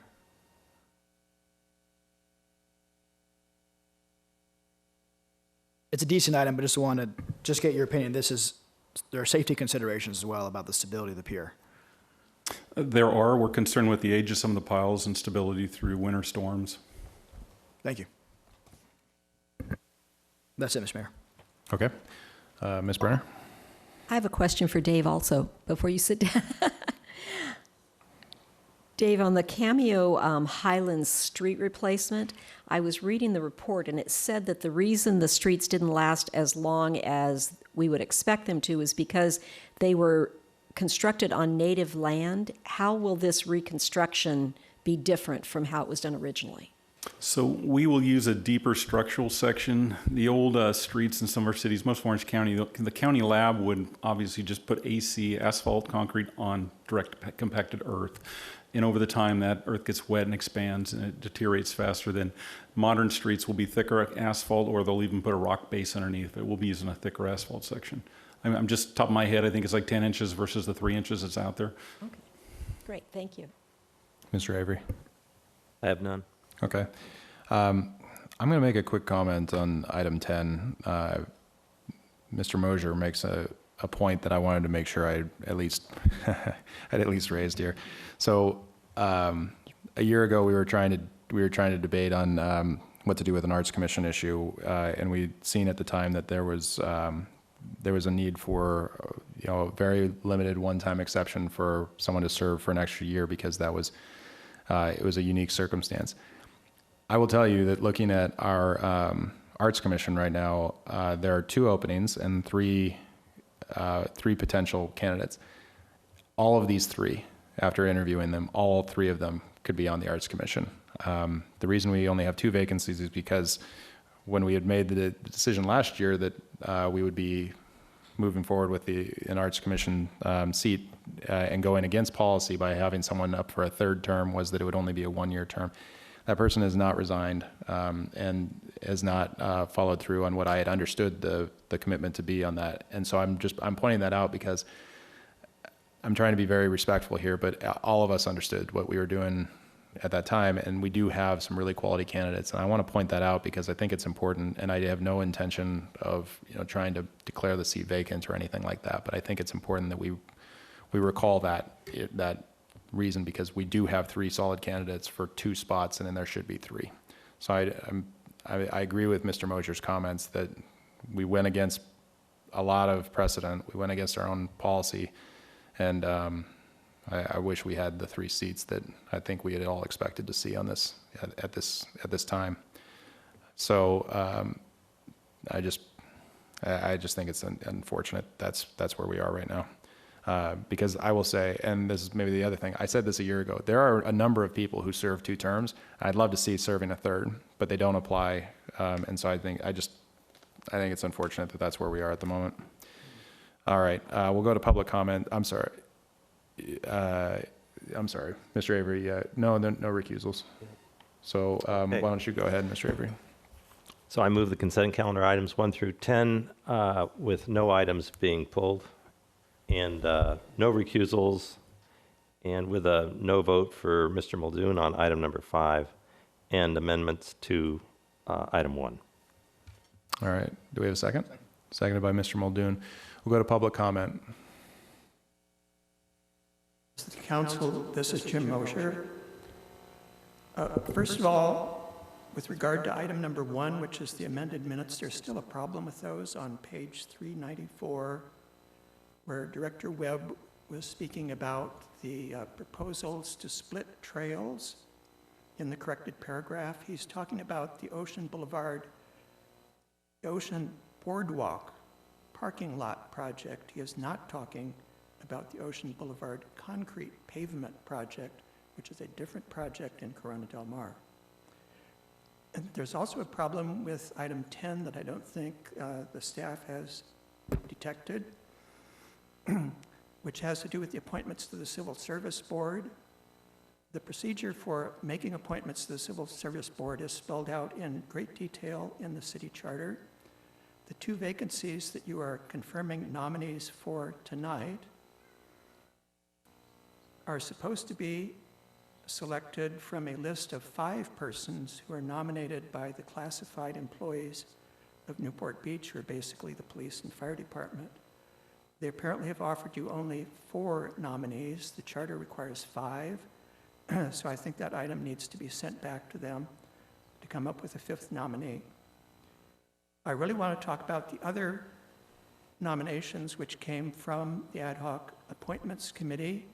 I have a little trouble with the idea of 3 council members privately screening the appointments before they're seen by the other council members. It's good to see the several instances in which the committee offered more than 2 people per vacancy, but I have trouble with the Planning Commission, where there are 2 openings and only 3 candidates have been offered.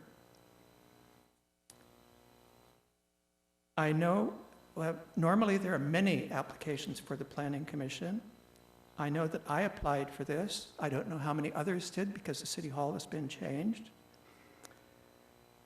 And I understand I may not be the committee's choice, but without being offered even the courtesy of an interview, I have to wonder what standard the committee judged me by to be so totally disqualified as not even to be offered to the remaining council members as even a possibility.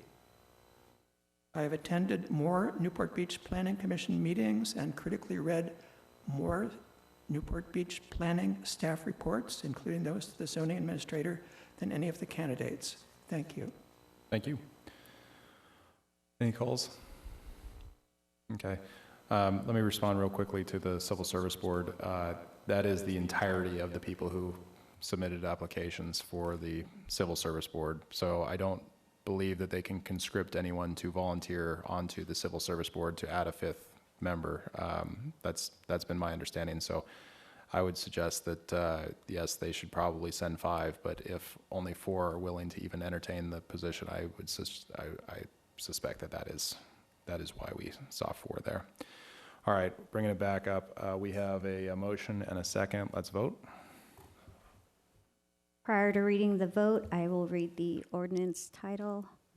For item 3, ordinance number 2020-14, an ordinance of the City Council of the City of Newport Beach terminating those certain 2017 non-exclusive franchise agreements for commercial solid waste and divertible materials handling services within the City of Newport Beach. The motion carries unanimously, 7-0. Okay. Now is the time for public comments on non-agenda items. Do we have any public comments on non-agenda items? Mayor O'Neill, members of the council, Jim Mosher again. First of all, a very happy John Wayne Day in Newport Beach to all of you. I appreciate the festivities have been a little bit muted this year because of the coronavirus. And perhaps our new public information officer didn't know about John Wayne Day in Newport Beach, but it's great that the council has given the city a chance to honor one of America's great heroes. Second non-agenda comment I want to make is about the timing of the meeting today and at your last regular meeting. Your meetings are held pursuant to California's open meeting law, which was enacted in large part so that people would know at what time council meetings happen throughout California. In Newport Beach, the expectation is that the regular business of the city council is conducted when you reconvene at 7 p.m. in the evening. At your last two meetings, at your last meeting and tonight, right now, the regular business of the city is being conducted at an hour unexpected, and I think it would be good for the city to get back to holding its regular meetings at the appointed hour of 7 o'clock. Thank you. Thank you. Any calls? Okay. We'll come back to current business, item number 11. So item number 11, I don't believe needs a staff report. It's fairly good, but I think it would be helpful just real quickly for us to, so Councilmember Muldoon, Councilmember Dixon, and I have been working as part of the ad hoc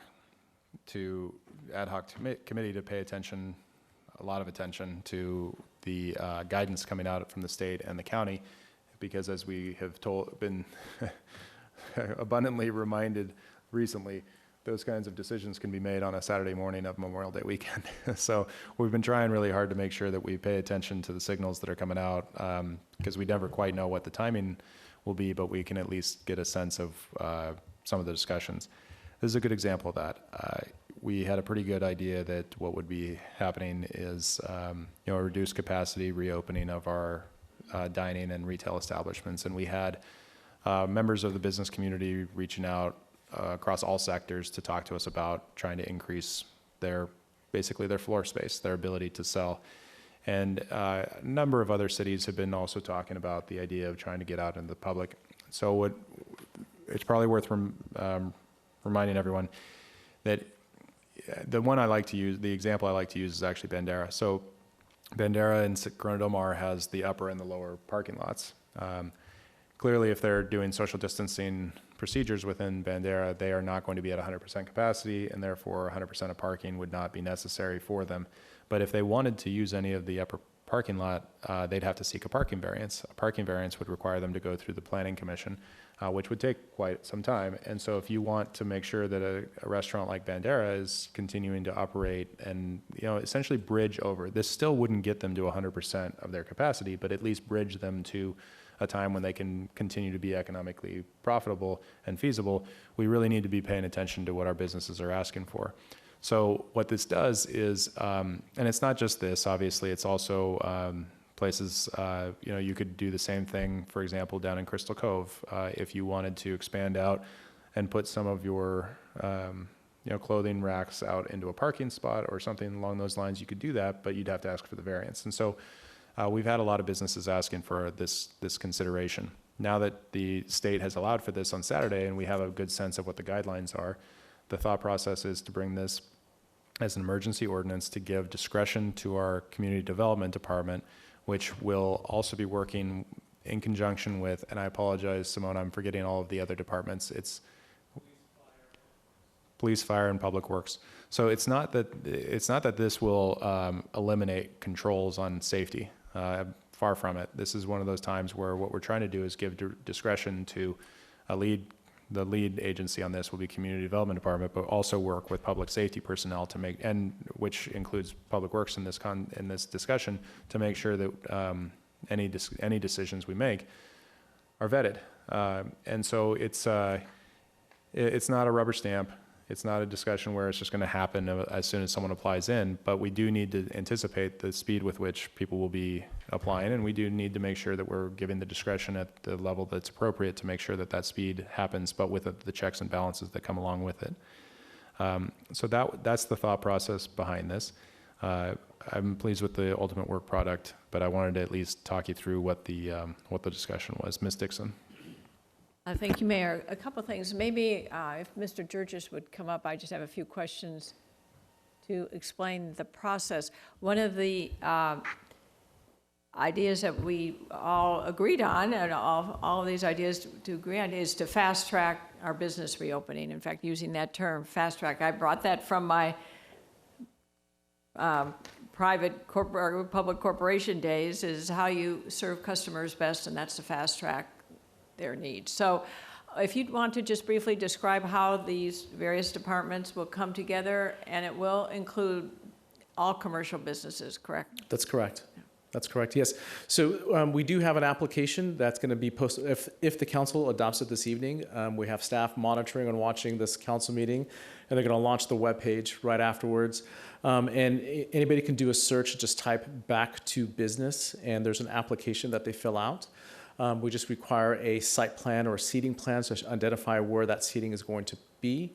That gets routed to the 3 other departments that I've mentioned: police, fire, and public works. And within 24 hours, we should have a response back to the applicant. Either we're approving it or we need to make some amendments to it. And it's all going to be done virtually. The applicant does not need to come into City Hall. It's all through the email system and through, we're going to use a DocuSign type of signature system. Well, I think this is fabulous, and it's fantastic. And our whole objective is how do we get our businesses, all commercial entities, up and running as quickly as possible. I think we may have observed over the weekend, at least I did, the enthusiasm of some of our restaurants to expand into their parking lots without seeking this conditional use permit. So would you like to just make a comment as to encourage people to wait until we go through this process starting tomorrow? That's correct. So we know of a lot of restaurants that have expanded into their parking lots without the use permit, because council hasn't adopted the program yet or the emergency ordinance yet. If the council were to adopt it, we want to encourage everybody to come to reach out to us. Again, type in "back to business" on the city's website or call City Hall. We're going to expedite and fast track this permit application, this use permit process. They don't have to come to City Hall at all, but they need to come and communicate with us. So there are some concerns from our standpoint. We want to make sure that fire has access. The fire department, the fire trucks can actually access the property. Public Works has concerns with regards to not blocking the ADA access, the accessibility access on the sidewalk or even public parking spaces. So there are a little bit of concerns that we just want to verify and make sure. We don't want it to create the Wild West. We want it to be much more orderly. And identify specific areas where they can actually put tables or retail racks. Okay, thank you. Just to follow up on that, I wanted to ask Mr. Webb a question. I've been reading in various national media that cities are really temporarily vacating streets to open up public streets for expansion of business activities. Are there any streets we could do that? We didn't look at that as a committee because it really hadn't become so well known, and other cities are doing. What are your thoughts on that? There may be opportunities. We need to look at that. There's probably a couple down towards the pier, maybe with a bunch of businesses that are close by one street we might be able to find. As long as we can maintain circulation and safety, that's our concerns. There are other areas, like we've talked about, some public parking lots, maybe even like the pier plazas. There's things that we can do if we can just see who has the need, and we'll look at it for them. So maybe between both of your departments as you see these applications coming in, if we needed to go beyond where we've already proposed in terms of accessing those public spaces, let us know. We'll be sure to do that. All right, thank you. All right, Mr. Muldoon. Thank you. I'd like to first draw attention to our staff again. Many of us, if you're not retired, you might be working from home, you might be furloughed. Our staff has been putting in so many hours. And I'm not always easy on staff. Everyone knows that. Grace, Simone, Dave, Chief Lewis, Chief Boyle, thank you so much for putting up with me. But also, more importantly, thank you for the amazing hours you put in to make this happen. Newport Beach, we're trying to do everything we can to be sure that all businesses are considered essential. And actually, if I recall, I believe it was Councilman Dixon's brilliant idea to have this be more than just indoor dining, if that's correct.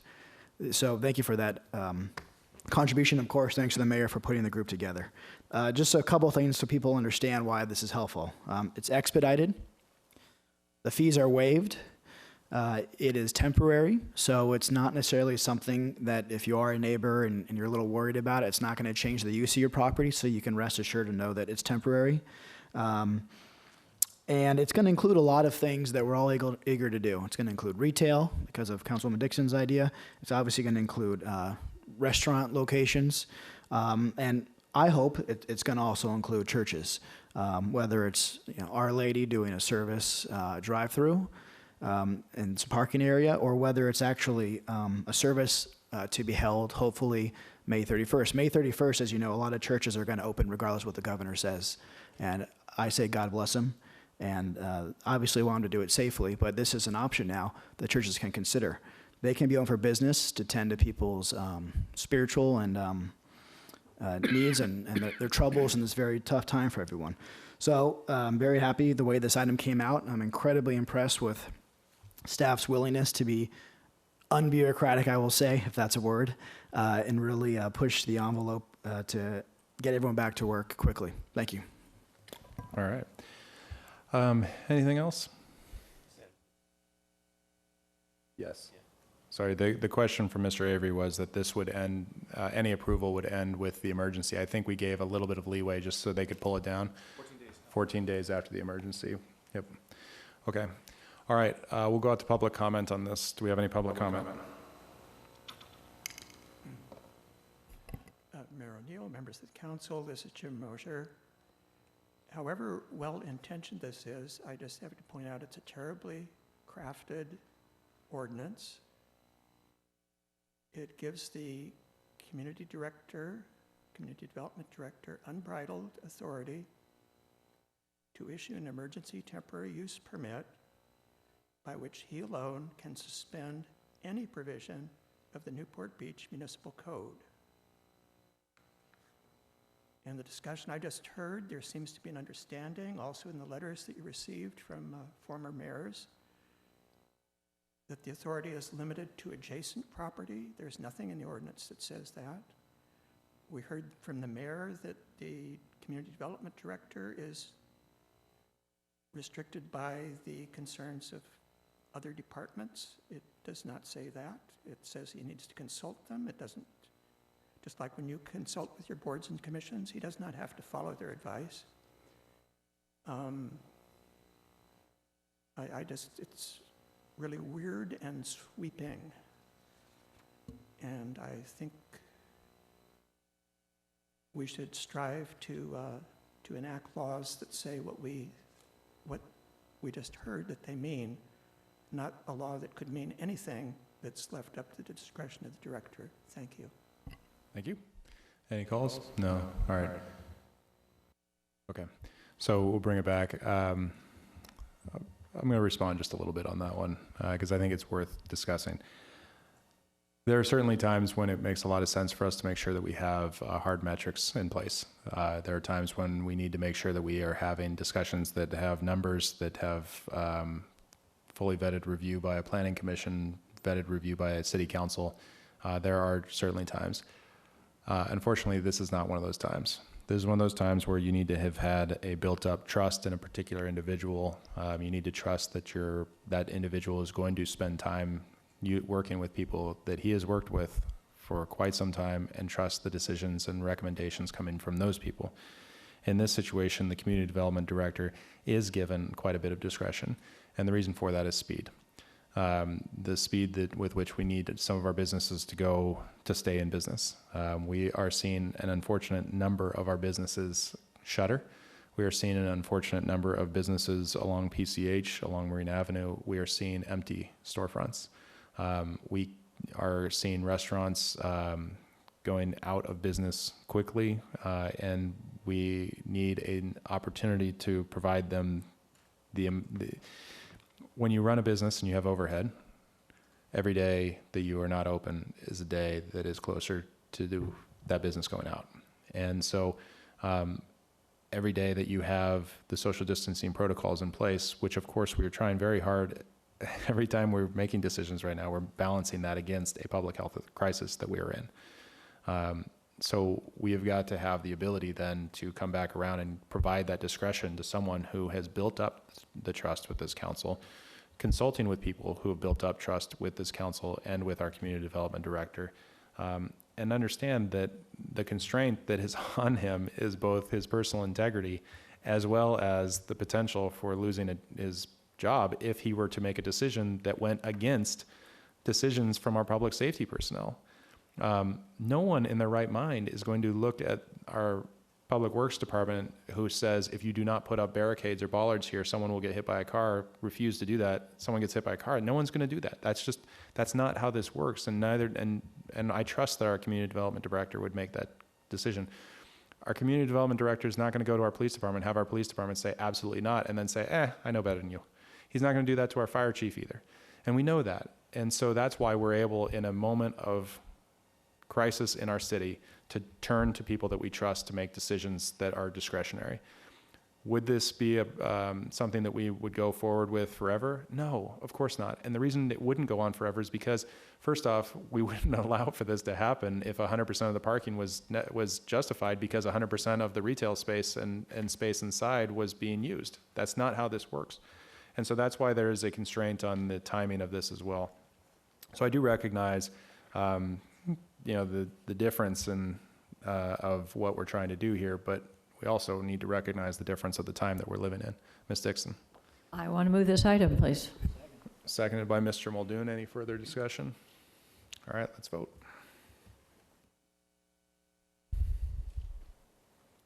Prior to reading the vote, I'll read the ordinance title for emergency ordinance number 2020-005, an emergency ordinance of the City Council of the City of Newport Beach authorizing Community Development Director to grant emergency temporary use permits to commercial businesses and religious institutions for the utilization of private property, parking lots, sidewalks, and public property. The motion carries unanimously, 7-0. All right. We're going to move to item number 12. Again, I don't think we need a staff report, but we do have an ad hoc committee, and I think it'd be great to hear from our ad hoc committee that's been working on this for quite some time. So whoever would like to speak, go ahead. Okay, Ms. Brenner, you got pointed to. I'll start. I'd just like to say that this committee has been working diligently, and we have met with all the members of the BIDS and the merchants associations, and we really took this responsibility seriously because we knew that the council had a predisposition toward not continuing to fund them in the way that they had been funded in the past. So we met with them. We were headed toward a solution, and then the coronavirus hit. And we felt like that under these circumstances, it was not the time for us to be penalizing our business organizations, that they have a lot on their plate, and we want them to be able to really support their businesses and help them to go through the steps necessary to make sure that customers feel comfortable coming to their establishments and doing all the safety measures that they could possibly do. So we recommended funding for 1 more year, and then as a longer-term goal, we thought the committee should be reformed at that time to come back with a separate resolution. Any more? Oh, you know what? I'll go Ms. Dixon next, and then, because she's plugged in right here. And then, yeah, I'll go Mr. Herdman. Okay, perfect. All right. I'll go Ms. Dixon and then Mr. Herdman then. All right, well, just to follow up on Ms. Brenner's comments, yes, we were ready to say, push them out of the nest and have all the business improvement district organizations to be totally independent. The coronavirus hit. And also, similarly, with our ad hoc Committee on Business Reopening, considering how can we muster the financial resources to support our businesses who are, in some of them, in dire need of survival. We are aware that the federal government, through the CARES Act, is going to be providing funds that we will be, I think we've applied for. We just haven't gotten the guidelines for how these funds are to be used. So I think we will, and plus our community development block grant funds, which we do have an existing balance, possibly can be used to establish a separate program, which I would like to think, and we are looking at how to do that through, I'm pointing at Tara Finnegan because she's leading that effort. Because on the current budget, actually the new budget year that we're even discussing this earlier today, the $160,000 is confirm what I'm saying, if you would, Ms. Leong, that $160,000 that was formerly in the budget is still in the budget. So this would not be incremental dollars to the numbers what we've seen today. But what it would provide is a immediately ready, not having to wait for federal guidelines, modest source of funds to businesses to be used only and directly and explicitly for activities related to business reopening. So in a way, this is a ready, set, go, turn on fund that could be available starting the new fiscal year. In fact, we want to do that earlier, something to be determined. But for our small businesses, so that's the restaurants, that's businesses in our community that's already part of the business improvement districts. So the structure is already there. We don't have to create anything new, any new application process. It could be green lighted without any incremental cost to the current and new city budget. And so for that reason, I support this as something to help give a shot in the arm to our local businesses who contribute so much, frankly, to our sales tax base in the city. And this is a small gesture to be supportive of them. It is small, but we can help them get back on their feet sooner before it's too late. Thank you. Thank you. Mr. Herdman. So we put this committee together when Diane was mayor, and I was really pleased to serve on it. Diane and Joy and I worked hard. We didn't really disagree on anything. Diane was an excellent resource in terms of her experience with business improvement districts and merchants associations and the cities she used to live in. I want to thank Tara, our deputy city manager, Tara Fittingham, who worked diligently on this project with us, and Melanie, excuse me, I can't say her last name. Starts with an F. You know, as with this item number 12, and with item number 11, I think it's important for the community to understand the spirit of both of these. And that is that this council is committed, given this COVID-19 virus scenario that we've experienced in this city, the council's committed to assisting, helping, and supporting small businesses. And that was our entire motivation in terms of changing the road we were going down. We completely changed direction in order to support small businesses, get them back up and running. And that is also the case with number 11, the agenda item number 11 as well. So I think the spirit and our intent and our motivation is extremely important to understand behind both of these items. Thank you. Thank you. Mr. Muldoon. Yes, thank you. Obviously, this was supposed to sunset this year. I just don't see how that's fair to these organizations, though. Thank you for all the hard work you put in this, and I believe the intent is genuine to get these groups to be self-sustained in the following years, but I can't think of a better time when we do something like this, so thank you. Thank you. So I'll make a few comments.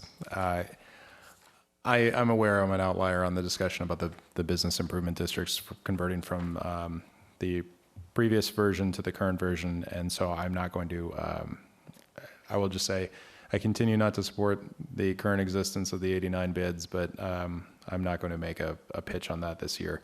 I will say, if we are going to reform we're going to keep the bids in place, and I think that probably is the majority, I actually would support giving them the additional money this year.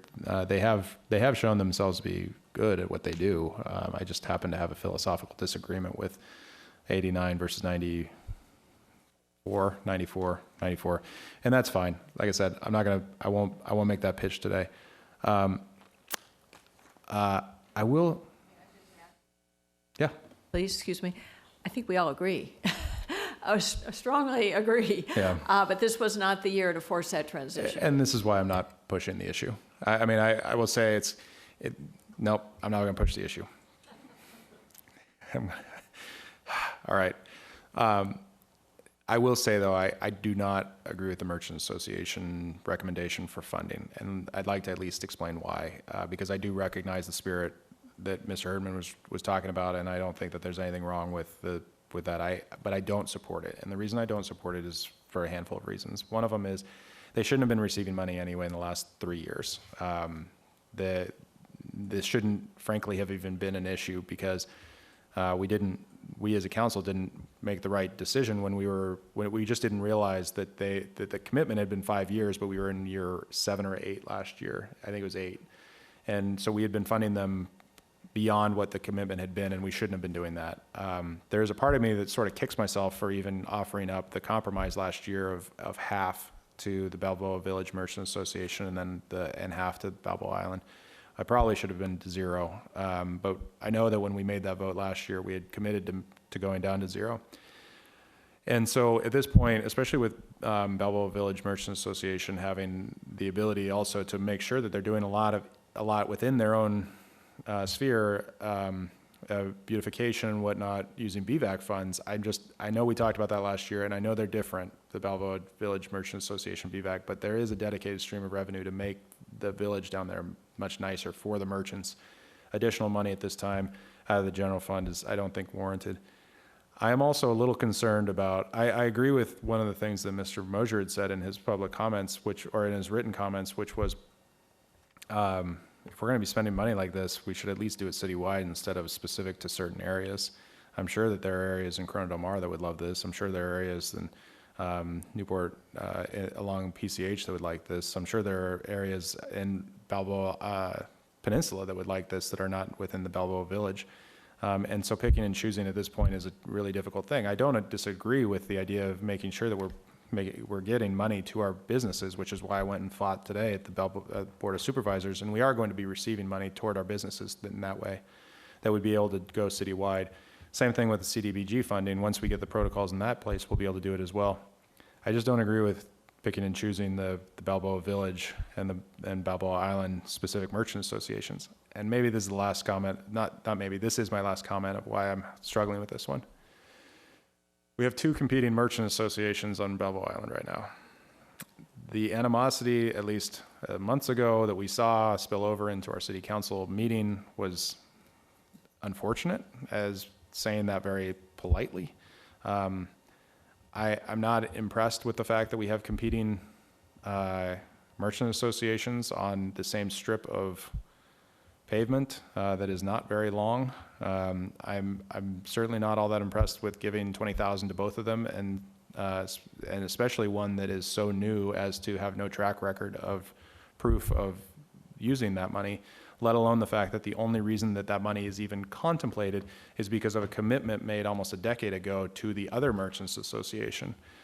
So I understand the spirit of this, I really do. I'd much rather go through a different direction, which will be the money coming from the CARES Act and the money coming from CDBG, and I don't believe that we should be allocating the $80,000 that we're seeing here. That $80,000 could go towards so many different things, especially citywide, and especially as we were talking earlier about grant funding for nonprofit groups that have survived in our community forever and are going to be struggling really badly to create some of those traditions that we've been able to see for so long inside of our community. So there's a lot of different things we can do with $80,000. I don't agree that this is it, so I just wanted to make sure I had expressed all those thoughts. We'll go to Mr. Avery, and then we'll go to Mr. Herdman. Come back.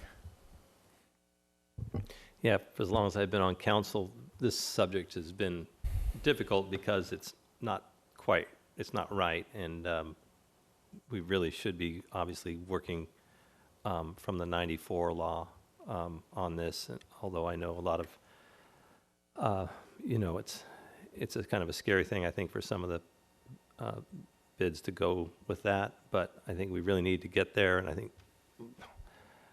we would sort of be moving in that direction. I think the majority would if it wasn't for this particular time we're in, and I think we want to do everything we can to support businesses at this juncture, regardless of our, as the mayor said, regardless of our hesitation and concern about the status quo.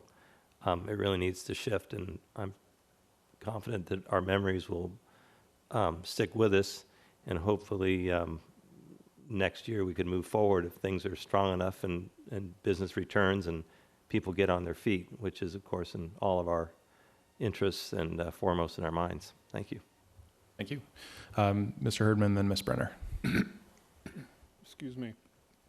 I agree with some of the things you said, Will. And because I'm assuming, and if this item is approved tonight, I would encourage us to take this allocation into consideration when we're looking at the distribution of any other funds that we might be receiving from the county, from the state, from the federal government, okay? Let's take this into consideration first. They got some money already, in other words, okay? And if we move forward in the direction that we were going before the pandemic hit, we won't need to be concerned about any allocations for next year. Okay, so this is just a one-time, hopefully a one-time situation. So I have real concerns about the second organization on Balboa Island as well. Legitimacy, membership, yeah. It's okay, I understand what you're saying. I just have real concerns about it.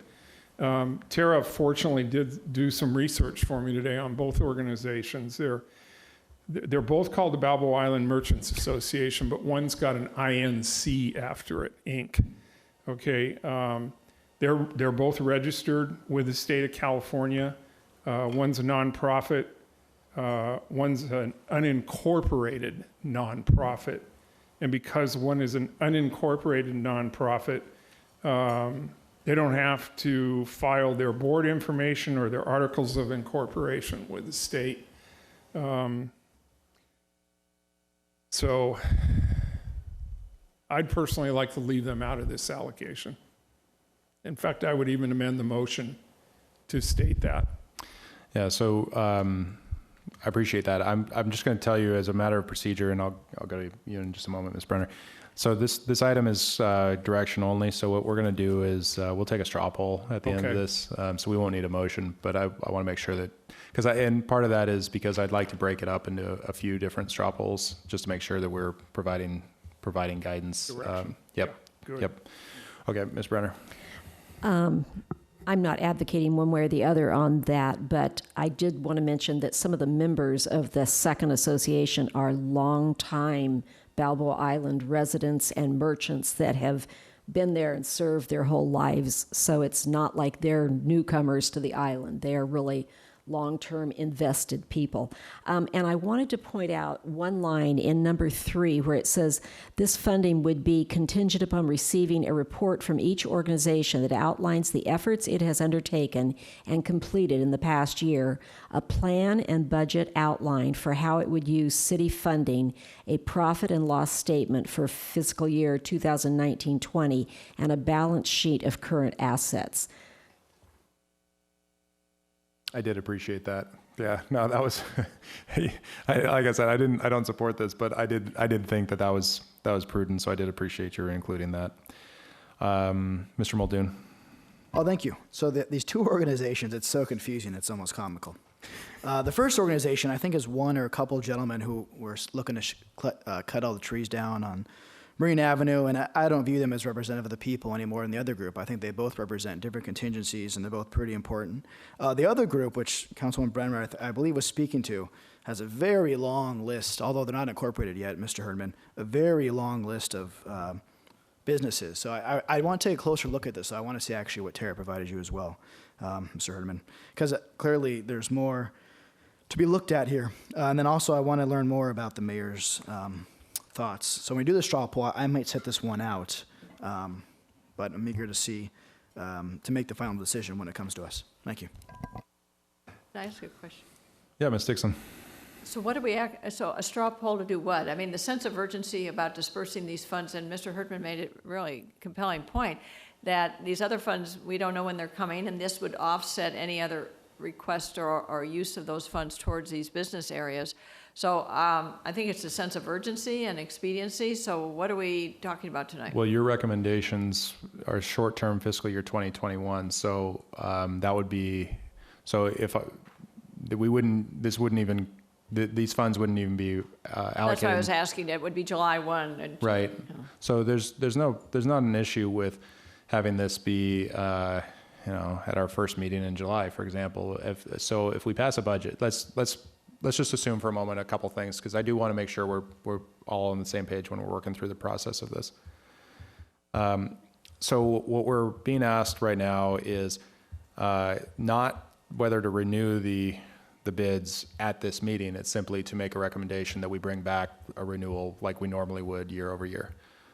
So that would be, I would ask for a straw poll on whether we should be bringing that back. So that would be the first one. Second one would be As a part of budget approval, right?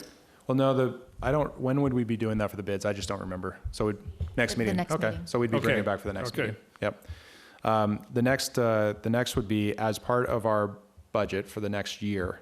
Would we agree that we should do basically the items in the short-term recommendations number 2, which would be provide $40,000 in city funding to the CDM bid and $40,000 to the Newport Beach Resident Association bid to help the businesses, et cetera, with the other caveats. That would be a straw poll to find out, do we want to put into the budget, or ask the city manager to include in her budget the $40,000 to the CDM bid and $40,000 to the NBRA bid. That would still be part of their, you remember how when they come back to us, they have to include their budget and, we approve that or not. And then at that same meeting, we would also be approving the $40,000 in the next year's budget. This is not approving anything tonight. It's just giving direction to staff on what to bring back to us. The third, I'm going to break out the third. The third is going to be, I'll take a straw poll on whether we should budget $40,000 to the Balboa Village Merchants Association. I'd like to do a straw poll on that. We'll do a straw poll on the $20,000 to the Balboa Island Merchant Association, Inc. And then we'll do a straw poll on the $20,000 to the Balboa Island Merchants Association, given all the same caveats in item number 3. The longer term, I don't believe we need to do straw polls on, because those are longer term issues that will need to play out a little bit in terms of the discussions, but we have quite some time. We can, we have some time to make a decision on that, but the most pressing issues are the first 3, and that's what we need to provide staff direction on right now. We can certainly discuss the longer term, but like I said, I think I don't particularly have I don't think anyone would particularly have an issue with this, because these are future votes that we'd have to take anyway, and they're not committing any finances to them. But we do need to provide direction on the short term. So that's my thought process in terms of this, because we're not being asked for an action item, but we are being asked for guidance. So that's why I wanted to do the short term. That's why I wanted to do the straw poll on the short term and break them out individually. Any questions on that? Yep, Ms. Brenner. Would you just clarify on the Balboa Village Merchants Association, your concern there is because they get the money from the parking? Is that? No, actually, I'm sorry. I don't mean to cut you off. I apologize. No, that was my question. Okay. No, that is a concern, and it was a concern I'd raised last year, which is there's a substantial amount of money that has been devoted directly into the Balboa Village area, and so for the merchants themselves, they are benefiting quite a bit from a restricted fund that doesn't exist anywhere else in the city. And in fact, we were even talking about it earlier tonight when we were talking about the budget, because there were 3 line items that we had sort of decided to take out of the budget that were specific to Balboa Village area. And just because we take them out of the budget doesn't mean that those funds go away. Those funds are still restricted funds that have to be spent only in Balboa Village. And so putting more money into the Balboa Village area through a merchants association on top of the hundreds of thousands of dollars that we've already, actually 7 figures at this point, but hundreds of thousands of dollars that have gone into the Balboa Village area, when we are obviously looking at citywide issues in terms of all of our businesses having difficulties, I think that's difficult to justify to the vast majority of our city, including, by the way, areas on Balboa Island, including McFadden Square and other areas like that that are not beneficiaries of any of those funds. So that's my primary concern. My secondary, that's not even my primary concern. That's my secondary concern. My primary concern is that we had committed this money to them almost a decade ago for a 5-year period, and we did not live up to that promise, and I think we gave away too much money. My tertiary concern is, you know what? I had it and I've lost it. It'll come back to me. But those were my primary concerns. So anyway, that's yeah. It happens when you use words like tertiary. Yeah. Anyway, of course. Okay. Let me just make the distinction between the funds to the Merchants Association. That is helping the merchants specifically on the business reopening to their type of business. So it would be how to help all those businesses to work on promoting their businesses to the public.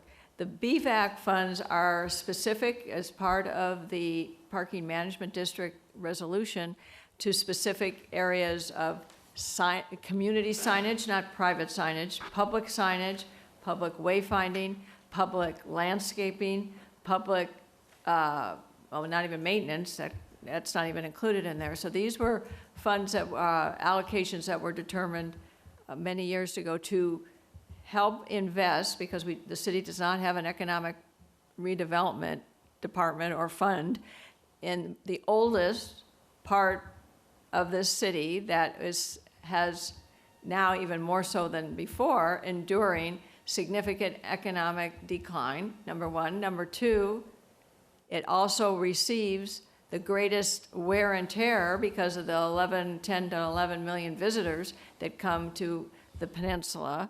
And so the wayfinding is beneficial. Parking management is to help, it's only one parking lot, is to help people find parking. So there are structural infrastructure benefits that a prior council deemed that was important to help a severely distressed part of our community, the oldest part of our community, be viable as a community, as a public destination. So the two purposes of those funds are very different.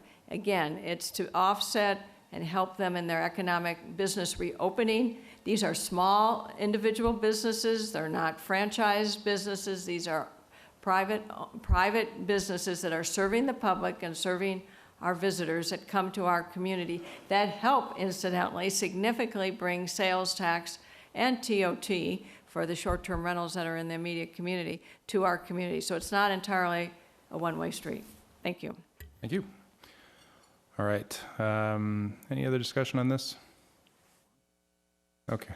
Okay. Well, we'll go out to public comment on this one. Do we have any public comment? Oh, come on, Jim. This is a good one. All right. We'll come back. Do we have any? No calls? All right. Man, I thought we had a good one. All right. Coming back on this. What I'd like to do then is, unless there's further discussion, I'm going to go ahead and take a straw poll. The first straw poll I'm going to take is on renewal of the Newport Beach Restaurant Association and CDM bids for fiscal year 2020-21. If you'd like to make sure that this comes back for consideration at our next meeting, go ahead and raise your hand. 6-1 with Mayor O'Neill. I knew it. All right, and then we'll go to item number 2, which is provide $40,000 in city funding support to the CDM bid and $40,000 to the Newport Beach Restaurant Association bid during fiscal year 2020 and 21, with additional caveats inside of the number 2. So with that being said, who would like to see that brought back at our next meeting? That was unanimous. Okay. And then item number 3, we'll start first. Who would like to see who would like to see our budget include $40,000 to the Balboa Village Merchants Association?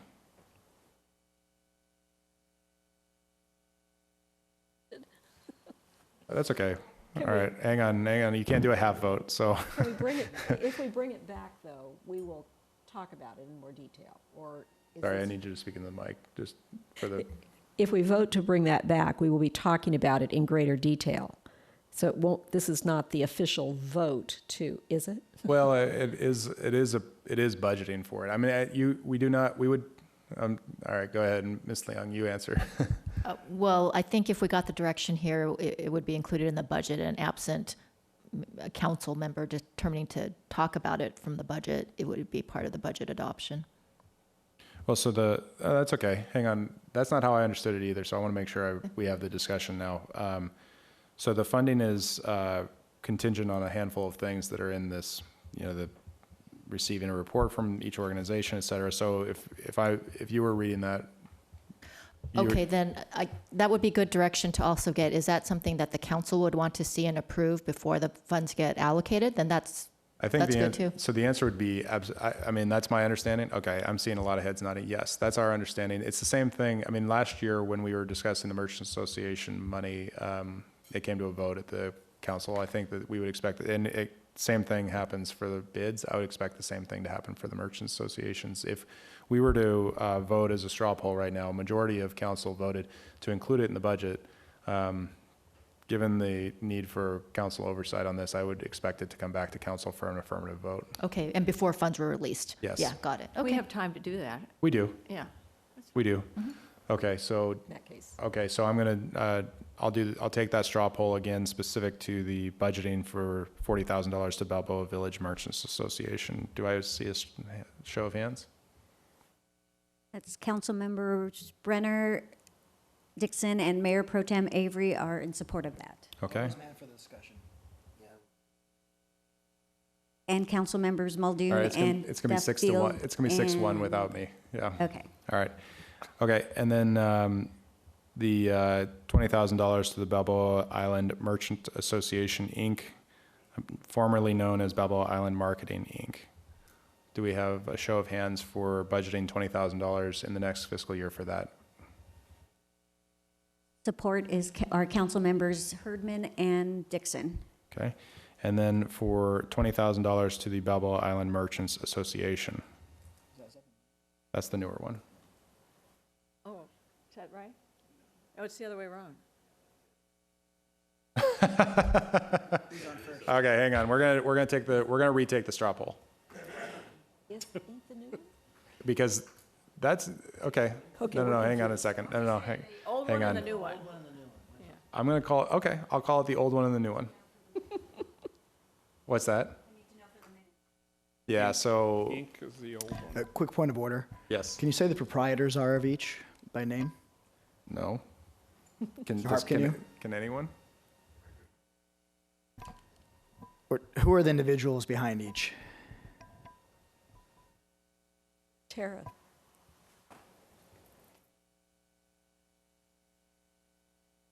The board president for Balboa Island Merchant Association Incorporated is John Noyes, and the president of the newer association is Matthew Poor. Okay, so the Inc. is the older association. Okay, all right. So we're gonna call them Inc. And no, we're just gonna call them older and newer. My goodness, all right. Absolutely. One thing that I sort of would like to have more discussion about is how much money is carried over in each of these organizations. And I think if I vote to support it, when it comes back, can we get information about how much money they have accumulated from the city funds that we have been giving them before we make the final decision? Yes, and that's my understanding is that would certainly be part of their plan and budget outline is to show us what they've done, because that's a fair point. I will say I am sort of interested actually to see the bids as well. I'm gonna go out on a limb and say they've got a lot of cash reserve. I'm gonna see. I'd like to see it for myself. Well, I think you need to know the reason for the cash reserves also. We do, and why the money hasn't all been spent. Sure, and that's what it'll come back. No, Right. I agree, but the same thing is true for these merch associations. Okay, so we're going to come back and we're going to take a straw poll on the $20,000 to the old association. So show of hands for the old association, $20,000. Oh, I'm sorry. It's 5-2 without Mr. Muldoon and Okay, me. thank you. Okay, and then $20,000 to the new association. 5-2 with 6-1 with the mayor voting no. Okay, all right. You feel you have a sufficient direction? Yes, and I just want to be clear for the bids and the merchant association, the direction is to provide money in the budget, but it's pending it coming back with the full set of requirements of the budget and the balance sheet and all of that before funds are spent. Yes.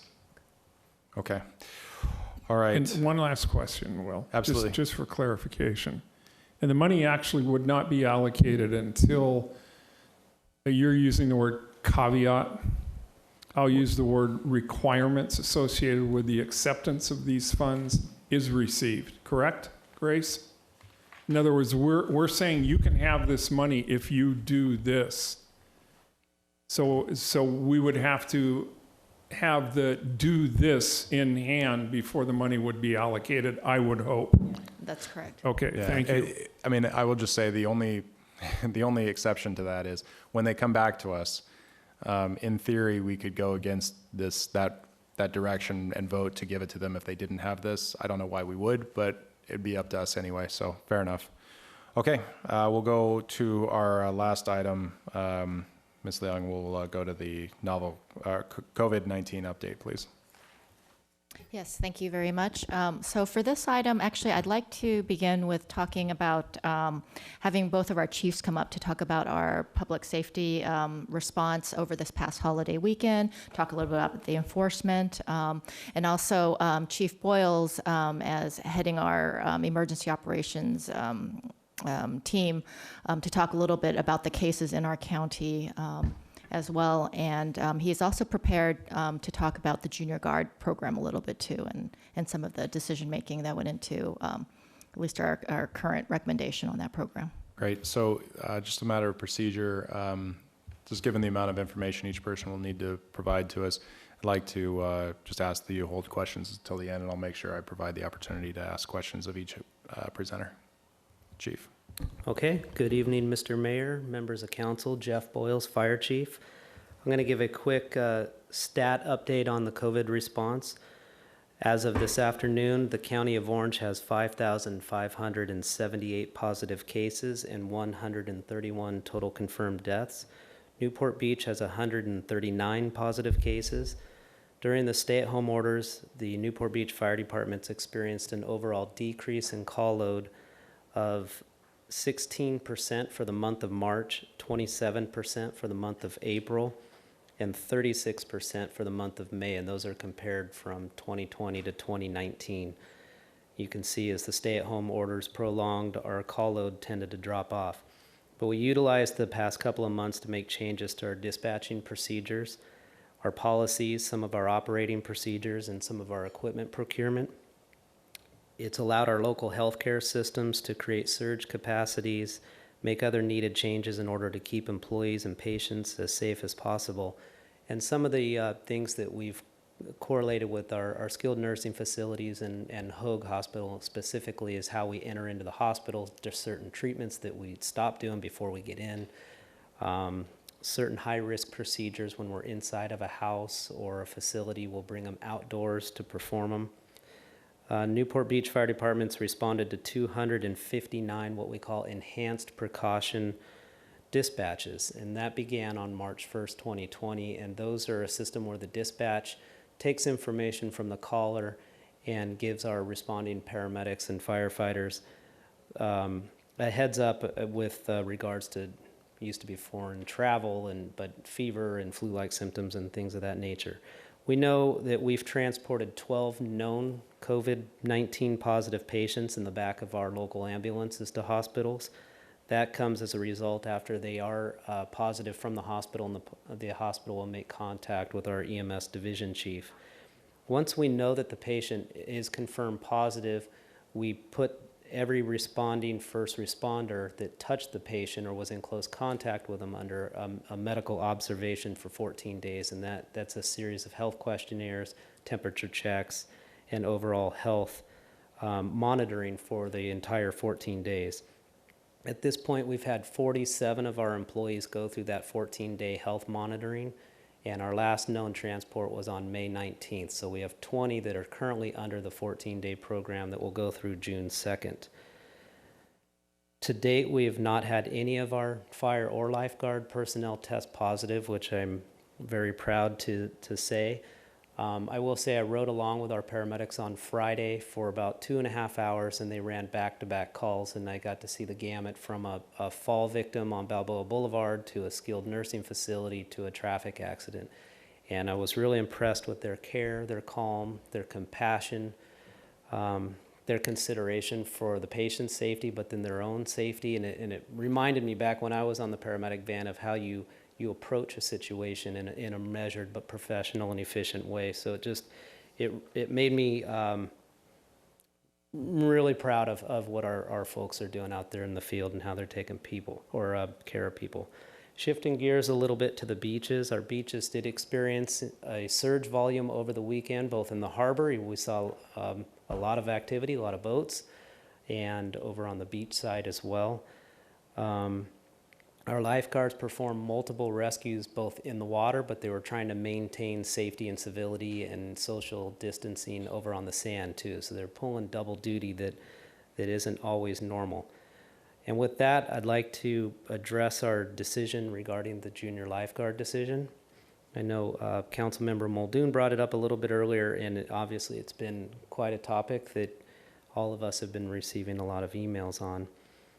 Before I hand it over to Chief Lifeguard Mike Halfide, I want to let everyone know that no one wants to host junior lifeguards more than our lifeguards themselves. Chief Halfide and Captain Mike Ure here is in charge of the program themselves.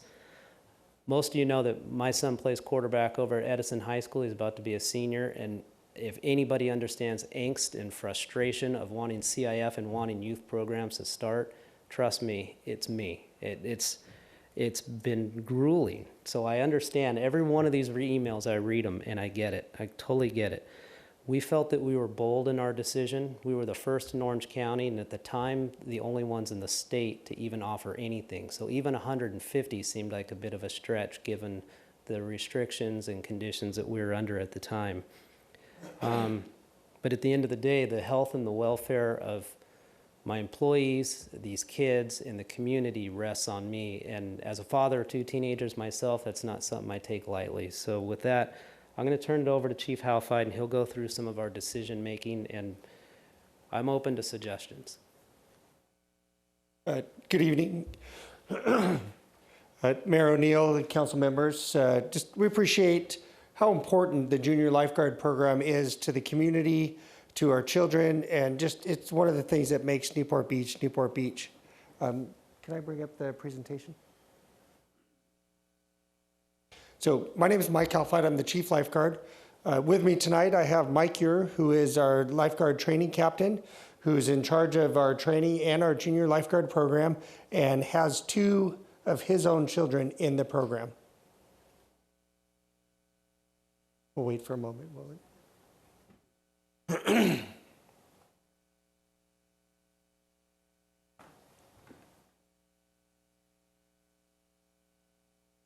Right. Well, while we're waiting, I'll just get going with my presentation. I appreciate you taking time at the end of a long council session to talk about the Junior Guard program. So our program, we celebrated our 35th year last year. We have 1,345 participants. They range from ages of 9 to 15 years old.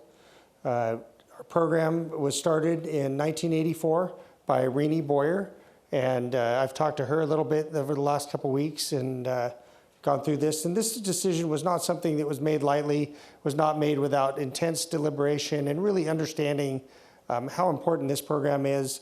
All 3 of my children went through it. Captain Ure has 2 in it, and we really know what a value it is to the community. Some of the challenges that we have with our program is physical distancing. So in addition to our 1,345 participants in 2 sessions, we have 55 staff members that we operate out of a triple wide trailer on the beach. I appreciate Public Works, all the things they've done, and we have a building hopefully en route in the next couple of years that will help with some of these, but there's no running water in our trailer. We have 1 hose outside, and so that creates a significant challenge to provide sanitation for our participants, for our staff as well. So the way we're constructed now is that we have up to 22 junior lifeguards in each group with 1 instructor. And so they meet together, they do everything together, and it makes a challenge with the new guidelines. We're looking to go to a 10-to-1 ratio for our oldest junior lifeguards, and that would, following the Department of Health and Human Services and the Department of Education, their guidelines, thank you. Their guidelines in terms of reducing the number of students together at any one time. So you get a couple pictures here with our junior guard program. Those are our A's in the upper left. Our picture day, you get to see all 1,350. You can see some of the events that even when they're out in the water or other things, they're in close proximity. And we're just unable to provide physical distancing for the junior lifeguards in the full program. And then the bottom left picture is the Monster Mile, where the 1,350 junior guards run a mile and swim a mile. So these pictures I included just to help you understand the scope of the program. So the challenges we face, the physical distancing, as I said, for our 1,350 junior lifeguards and for our staff as well. We have 50 staff members, 55 actually with our safety aides. We have young junior guards. We have 9-year-old junior lifeguards. As you can see from the young lady in the upper right, these young people present a challenge in terms of their developmental stages, in terms of being able to follow directions, to act independently, to show good judgment. That's one of the reasons that we went with our oldest junior lifeguard group, because we found that 14 and 15-year-olds are able to self-regulate, they're able to follow directions and understand safety protocols and follow that, not only while they're here at the program and receiving direction, but when they're not receiving direction and making good independent decisions, as well as they transit to and from the program. Of the 1,350, we estimate by the bikes and the people coming on the ferry that about 1,000 of them get to junior guards on their own. And so there's a significant traffic through Balboa Island onto the ferry and then along the peninsula as well. We have special events. We have our opening day that the mayor was at last year, where we have probably 500 parents in addition to the junior guards.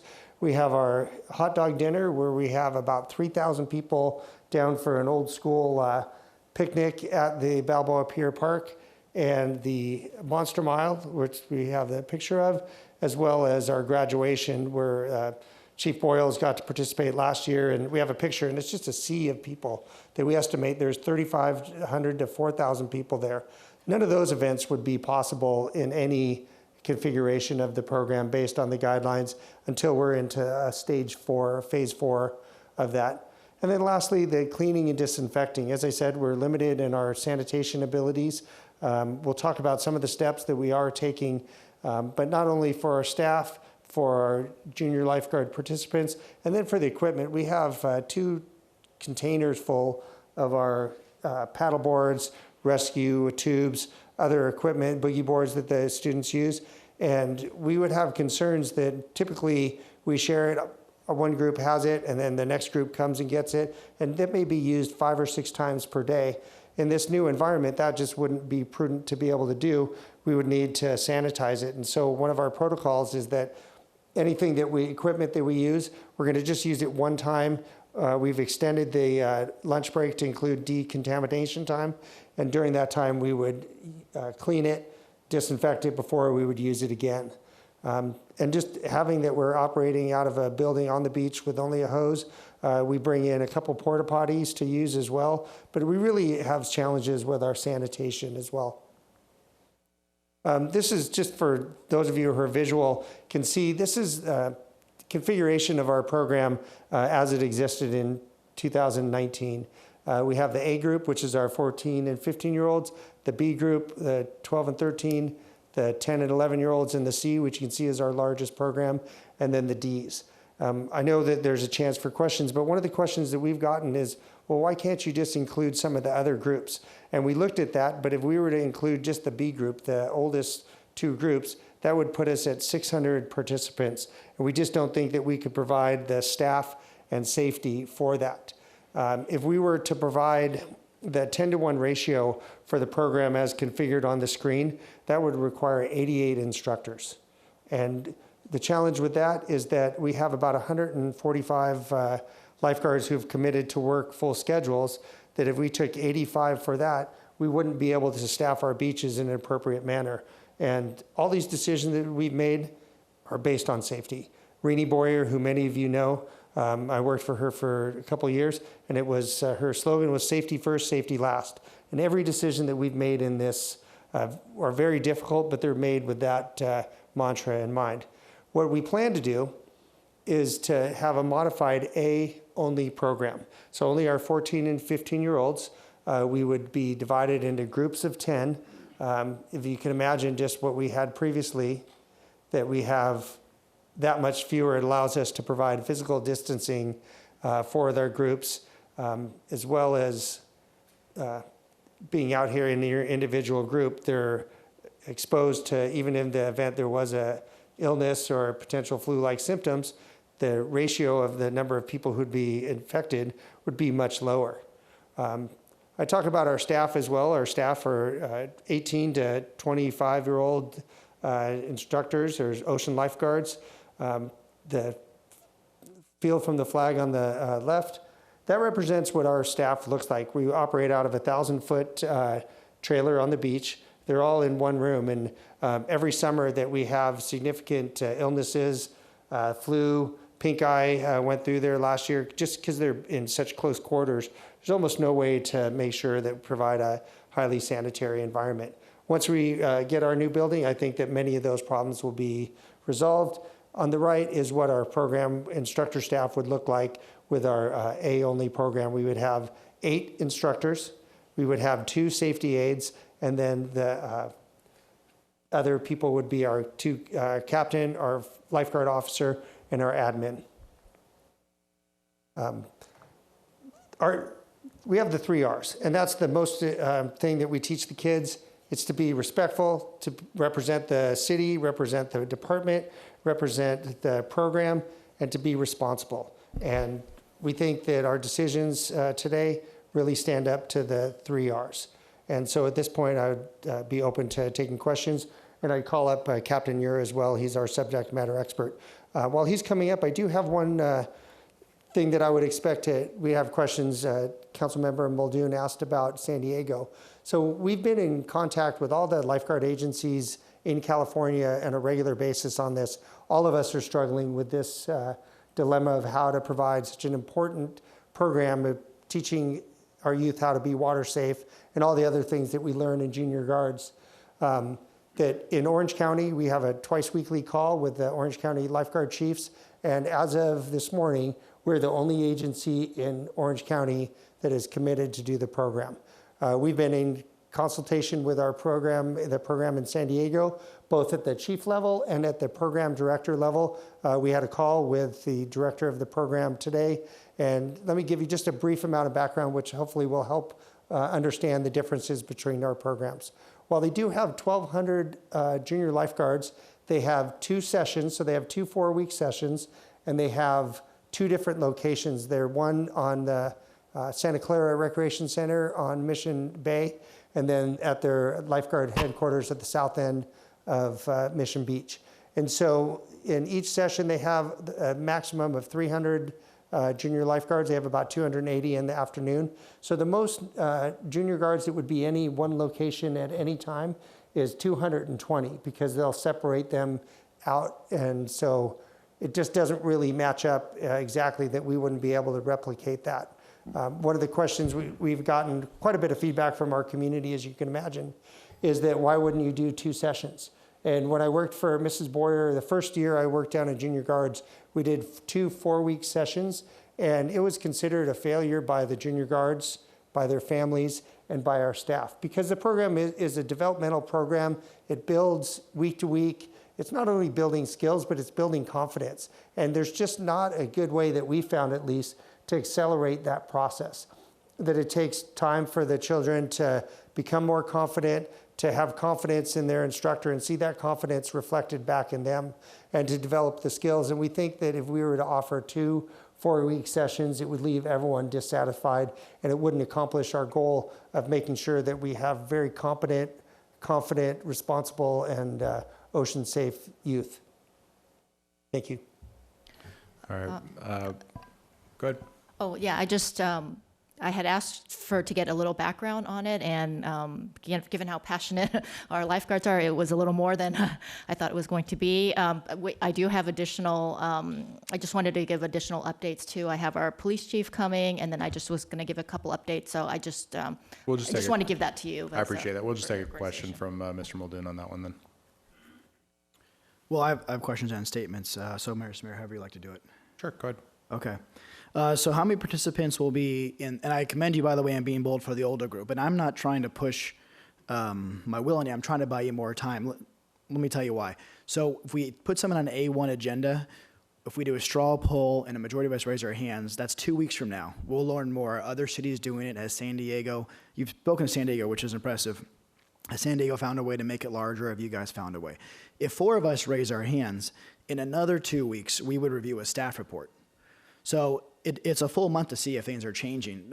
From my perspective, things are opening up much more quickly. We're learning from the CDC and from others about essentially the mortality rate and how much better hospitals are able to protect those who come down with COVID. So I'm trying to find a way to get to yes. And personally, I don't think it can be as good of a program, unfortunately, because of all the restrictions that you're acknowledging. And I do think safety should be the most important. What I'm looking out for, and I'm sorry to just be talking to you only, Chief, as you stand up there.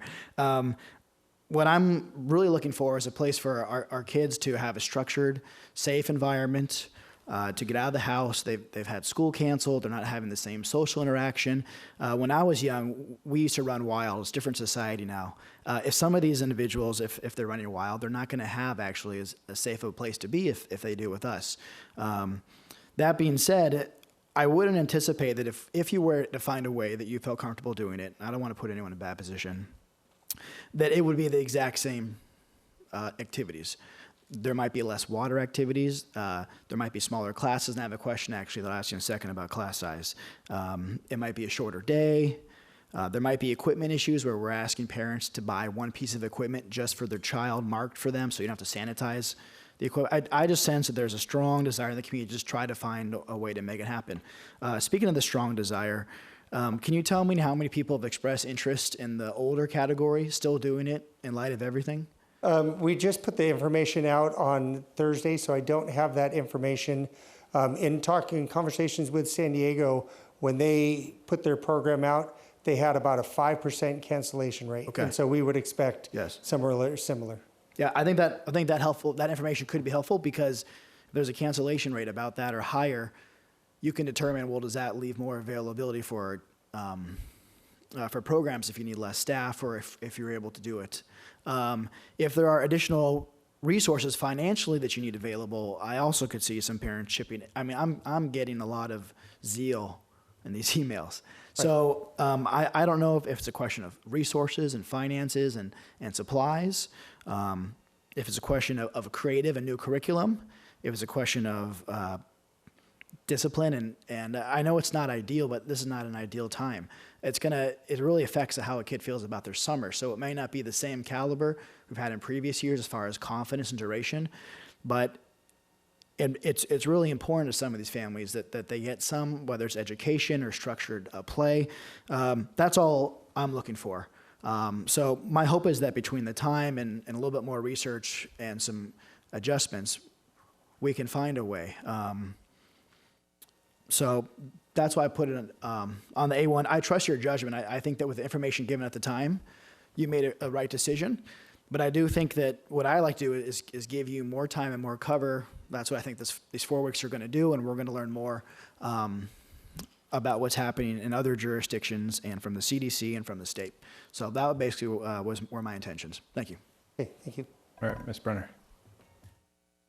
You brought up something that made me question. So the lifeguards that we're using for junior guards are taken off of beach duty. Is that right? So that means the more people we use for junior guards, the less lifeguards there are manning our lifeguard stations or manning the beach. How does that work? You are correct. So we have about 145 lifeguards who've committed to work full season during the summer.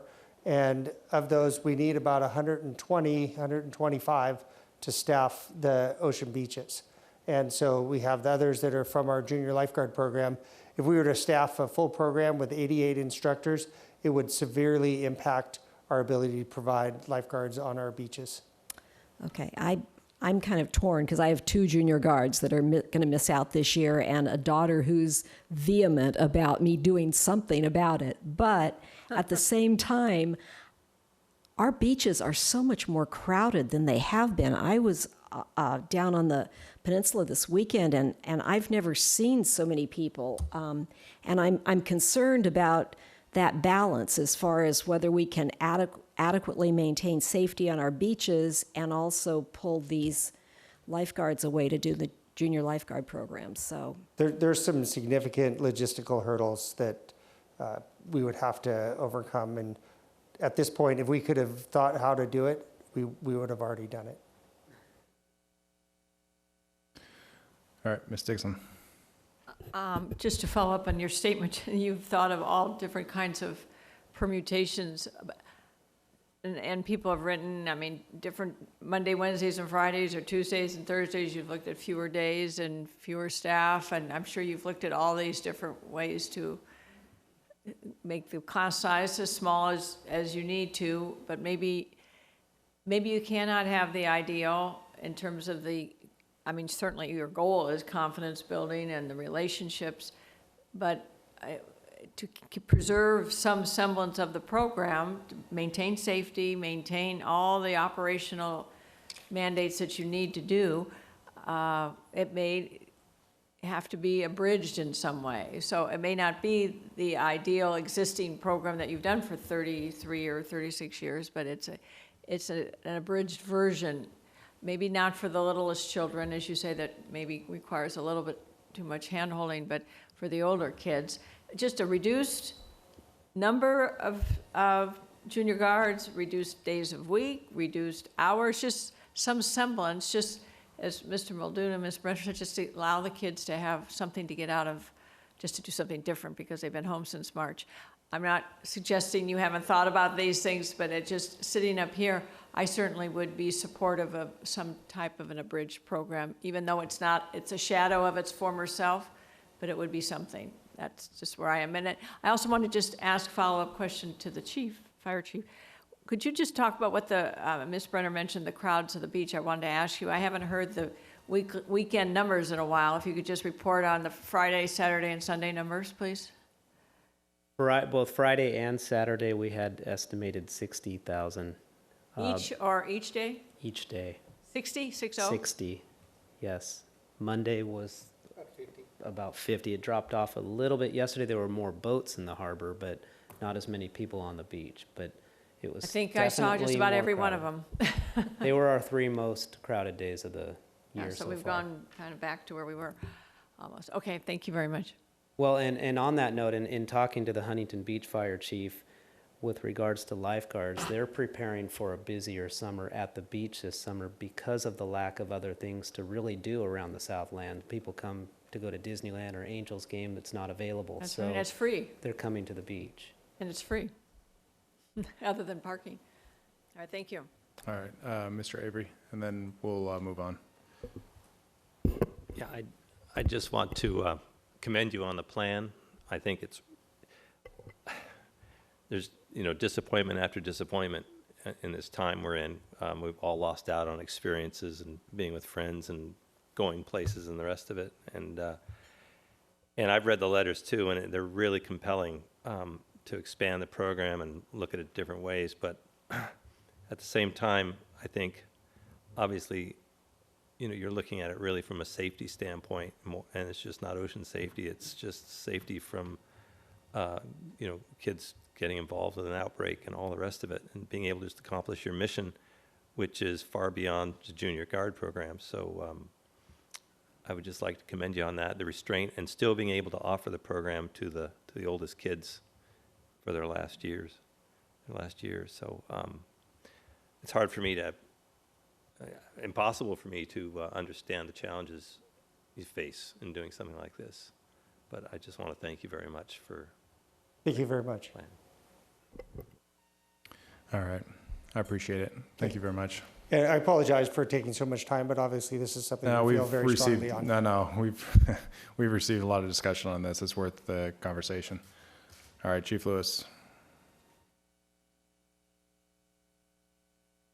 Thank you, Mayor Neal. John Lewis, Chief of Police. And Ms. Seeling asked me to just talk a little bit about the Memorial Day weekend, what our deployment plan was like, and sort of the feel that we had out there over the course of the weekend. As Chief Wells mentioned, it was we saw significant crowds at the beaches, 60,000 plus a day, and Monday was also a busy day as well, which is all what we had expected. The overall consensus was that crowds, as I mentioned, were large. Our peak times were about 2 o'clock on each one of these days, and we saw people driving down here from great distances, frankly, all the way from the high desert, spending the day down in the beach. So it wasn't just, typically we see our local, more inland areas down at the beach, but we also saw some pretty substantial distances. The crowds were large in volume, but were well behaved for the most part, and mostly families is what we saw down there. We deployed a full complement of resources on this Memorial Day weekend, and in an effort to address what we knew that were going to be anticipated larger crowds and traffic. And obviously that is an enhanced patrol deployment plan, but we also complemented that with our motor police officers, both day and night shifts, added parking control officers, added animal control officers, and then we also emphasized our beach detail in West Newport. So we had officers that were specifically dedicated daytime and nighttime shifts to police nothing other than the stretch of the beach. And then this is all in addition to our Peninsula Enforcement Team, which we're all familiar with. Those are our bicycle officers that are also specifically assigned to the beach. What we saw were significant calls for service volume. We also saw a number of proactive contacts, arrests, and citations. So I ran through the numbers here this morning, and there's still a couple coming in because it was, counting through yesterday. But we looked at in terms of our personal service citations, our folks wrote 153 personal service citations. So that's everything from the alcohol violations, the vehicle code violations, speeding, all those types of things are included in that personal service citation category of 153. Parking control wrote 191 citations, nearly 200 parking citations. We also had 46 physical arrests that were made over the course of the weekend. So significant volume from our police officers out there. It was a heavy lift in terms of activity, but I think the important thing to remember too is that when you look at all this, when you look at 50 plus arrests, hundreds of citations, and hundreds of calls for service, we didn't have any significant incidents in West Newport. I mean, we had incidents. There were certain priority incidents, but in terms of large scale incidents that required additional response or something that may have resulted in the need for investigative resources, things like that were going to carry us through the weekend, we didn't have a need for that, which I thought was really encouraging considering the volume of folks that we saw down there. One thing I wanted to talk a little bit about was the restaurants, because I got a lot of questions about that and what that was going to look like. And so what we did is we brought out our investigative team that handles ABC compliance, and you're familiar with a number of those investigators, and they're typically the ones that we see during planning session that have specific expertise as it relates to our licensed establishments. And what we saw was that our restaurants were doing a commendable job in implementing a plan for dining and eating. We had some really good cooperation, some good dialogue with our businesses, and really good cooperation. So we saw alcohol service was required with food service, and we didn't observe any violations out there, which I thought was very encouraging. We saw a couple locations too, in particular in town, that had lines, and we were able to work through that with them at all. Some of the questions I got were to-go alcohol, and that's part of the new emergency order. And so that's something we're continuing to grow into. And the ABC regulatory relief talks about that, to-go alcohol must be in certain specified containers, and locations have really been doing their best to explain this to customers and about alcohol being bought from one of these locations and then consumed in public areas and it being illegal. But we did observe some folks there that were not complying with that.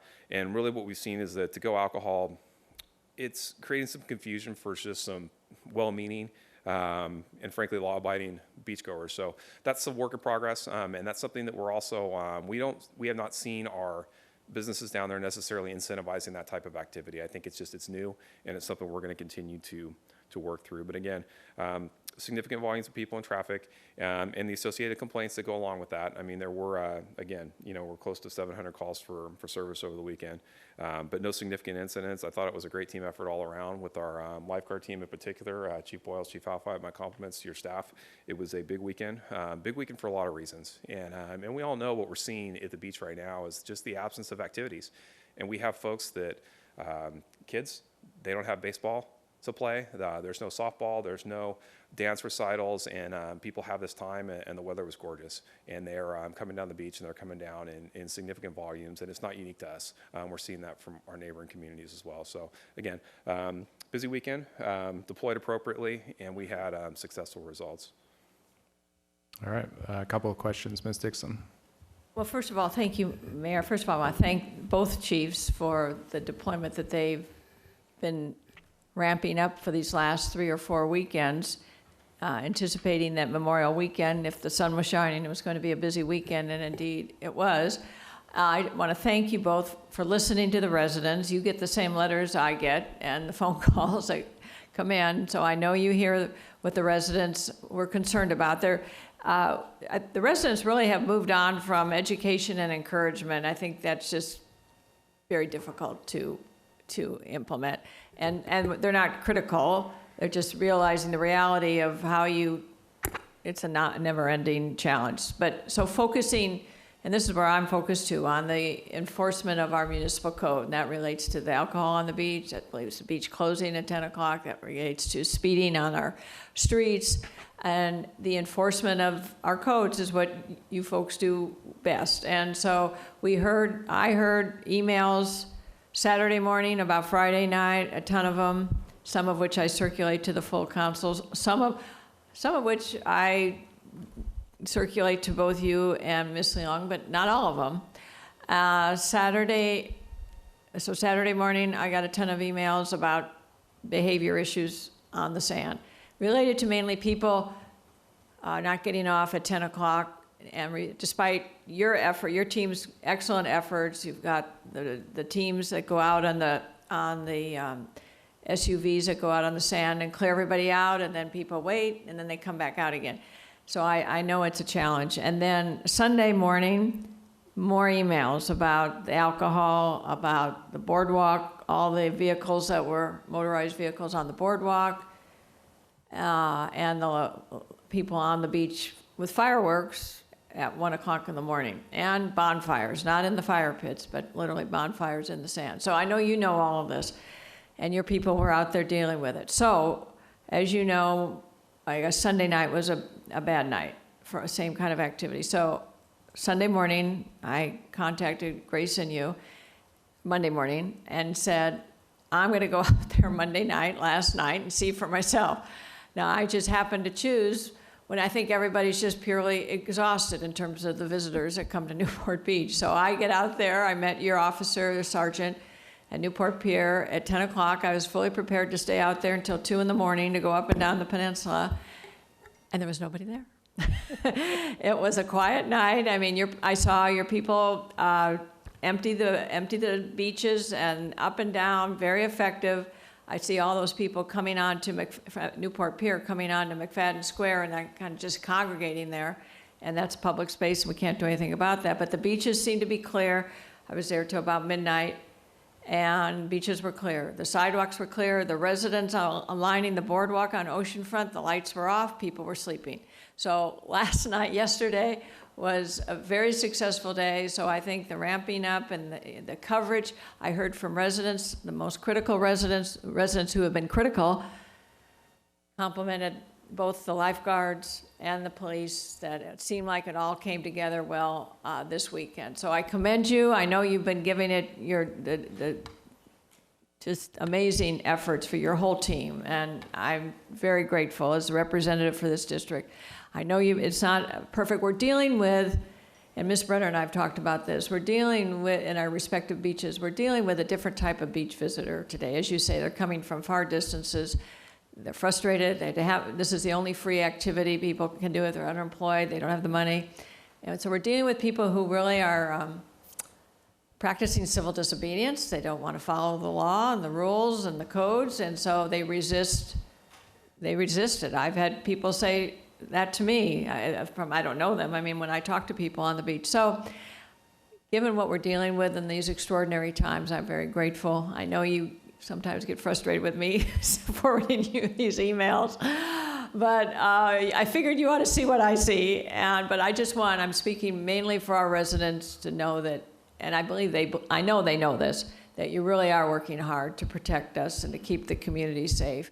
And your men and women are working very hard to do it, and I'm grateful and I appreciate it. And I just hope we can get through the rest of the summer in peace. So thank you.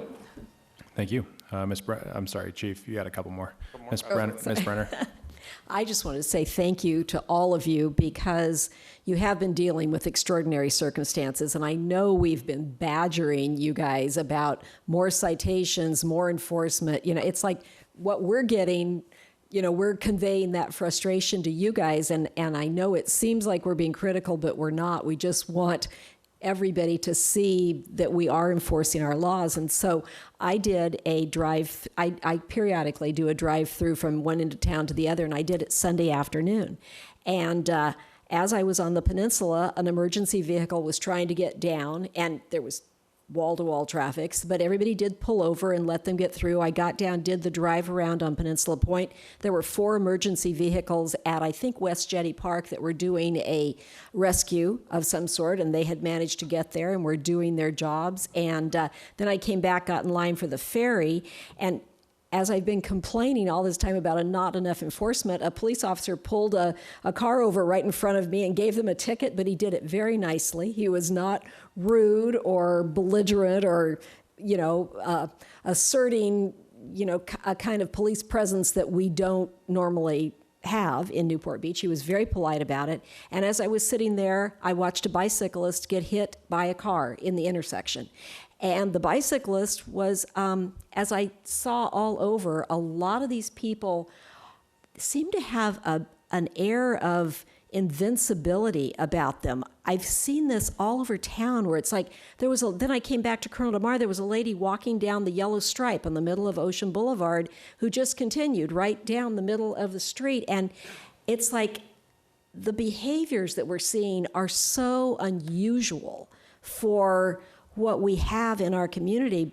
But I'm hoping that the fact that you are giving this number of citations, clearing the beaches, that the word will spread, and that maybe by Monday, you know, people were getting the message that it's not just a free-for-all in Newport, and that we do enforce our laws. And I hope that this behavior somehow changes, because it's really been the most. Have you noticed? It's just really different behavior.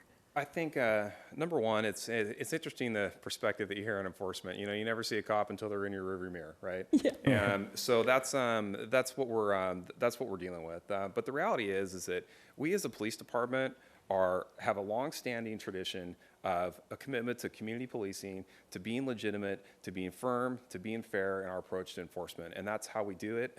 We have a significant success to point to that, everything from our response times to our reduction in Part 1 crime to our arrest. Every metric you can apply to community policing is something that we hold very highly, and is something that values us to a police department. And so you're in a situation where you have this unique set of circumstances where we have right now, where we are seeing a large volume of people. However, it's for different reasons than we would normally see. You know, this isn't the back in the 1990s of the big alcohol infused crowd gatherings. That's not what we're seeing. We're seeing families that are going to the beach, and it's creating traffic issues, and it's creating complaints of crowding, and it's something that our residents, with everything else that is going on right now, are frankly not comfortable with, and I completely understand that.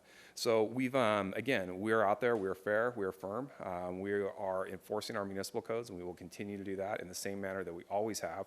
Newport Beach has never been a place that anyone has ever thought that they're going to get a free pass. It's never been there. And I think that all of us, right, that have spent time in this city, and we're proud of that. You know, but again, we are fair, we are firm, and we are highly visible, and we are out there every day going about the business of public safety. This has been a challenge. The attitudes have been different, because there's almost this there's been some inconsistency, I would say, in terms of what we've seen other jurisdictions doing in terms of how they were going to enforce or not enforce certain things. And we've maintained our reasonable, measured approach to going about our business this entire time, which I think speaks to the quality of your public safety team as well. So, but there have been some moments out there where we've seen some behavior, frankly, that was a little bit surprising to us over things that probably didn't warrant that type of reaction. So, as to the beaches, what we've seen is this started off with the bioluminescence and how this has happened before. It's never been such a big deal unless it's but in the environment that we're seeing right now, it just created a huge amount of interest. And so it takes time to reestablish what the norms are going to be out there, and we've done that over the past couple weekends, where we've seen initially clearing the beaches. We're talking about hundreds and hundreds of people that were moving off these beaches. And it's been a heavy lift to get that done.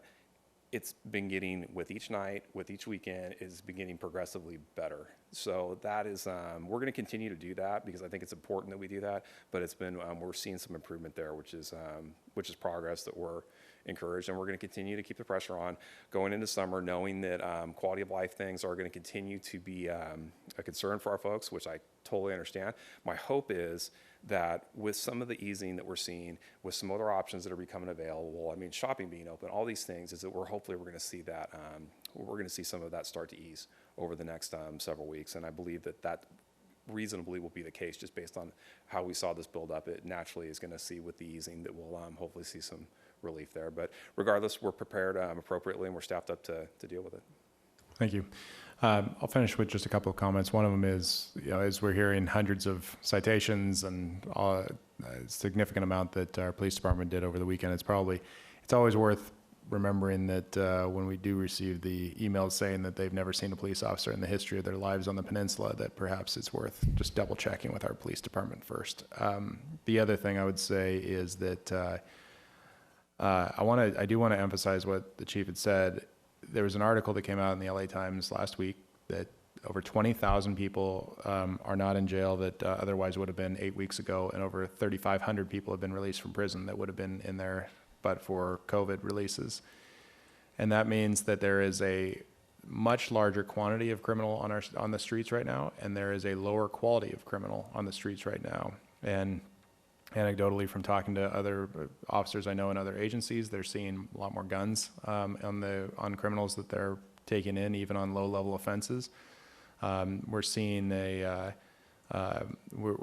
you're seeing people who are willing to take a little more risk because they know that there's a no-bail system in place right now. It's not that complicated. You see these stories where people are committing 2 or 3 felonies a day because they can get in and out really fast from jail. And so my point being, our police department is seeing things that are far more dangerous and far more resource intensive than trying to worry as much about an open container on the beach. And so there is an issue here of resource allocation that I would hope that our residents can appreciate at some point, because it's not a complicated equation to decide which one do we want our police deploying after, the people with guns or the people with alcohol in their red Solo cups. Yes, we absolutely should want all of the things that we've made crimes enforced, but there is that resource allocation, and we have got to take that into consideration when 23,000 plus people who should be in jail or prison are not somewhere in our state. So I do appreciate everything that's going on here, Chief. I do, and I think that we've got to stay focused on the core mission here. I also will say, I think that with restaurants being open, you're going to see a lot less trash because people are going to take less takeout. I think that people are going to be more likely to go grab a drink at a restaurant now that they're open, and probably more so once we open up patios and whatnot, or a little bit of public spaces, and not so much try to take it out on the beach. So I'm hopeful of that, but I think that's what we're going to see. So anyway, Chief, I appreciate everything you all are doing. So stay safe on that one. All right, Ms. Leung. I just have a couple slides if we could. No, I need to grab the remote. Can you grab me that remote real quick? Thank you. And I'll also note for the weekend, the other folks who really put a real heavy lift is our public works and utilities in terms of getting our trash service up. We had a couple staff who did that full time over the weekend of following behind on the trash pickup service to get the additional pickups and on the street sweeping as well there. So I really appreciate the efforts all around. I just want to, no, I can't. Can you forward it for me?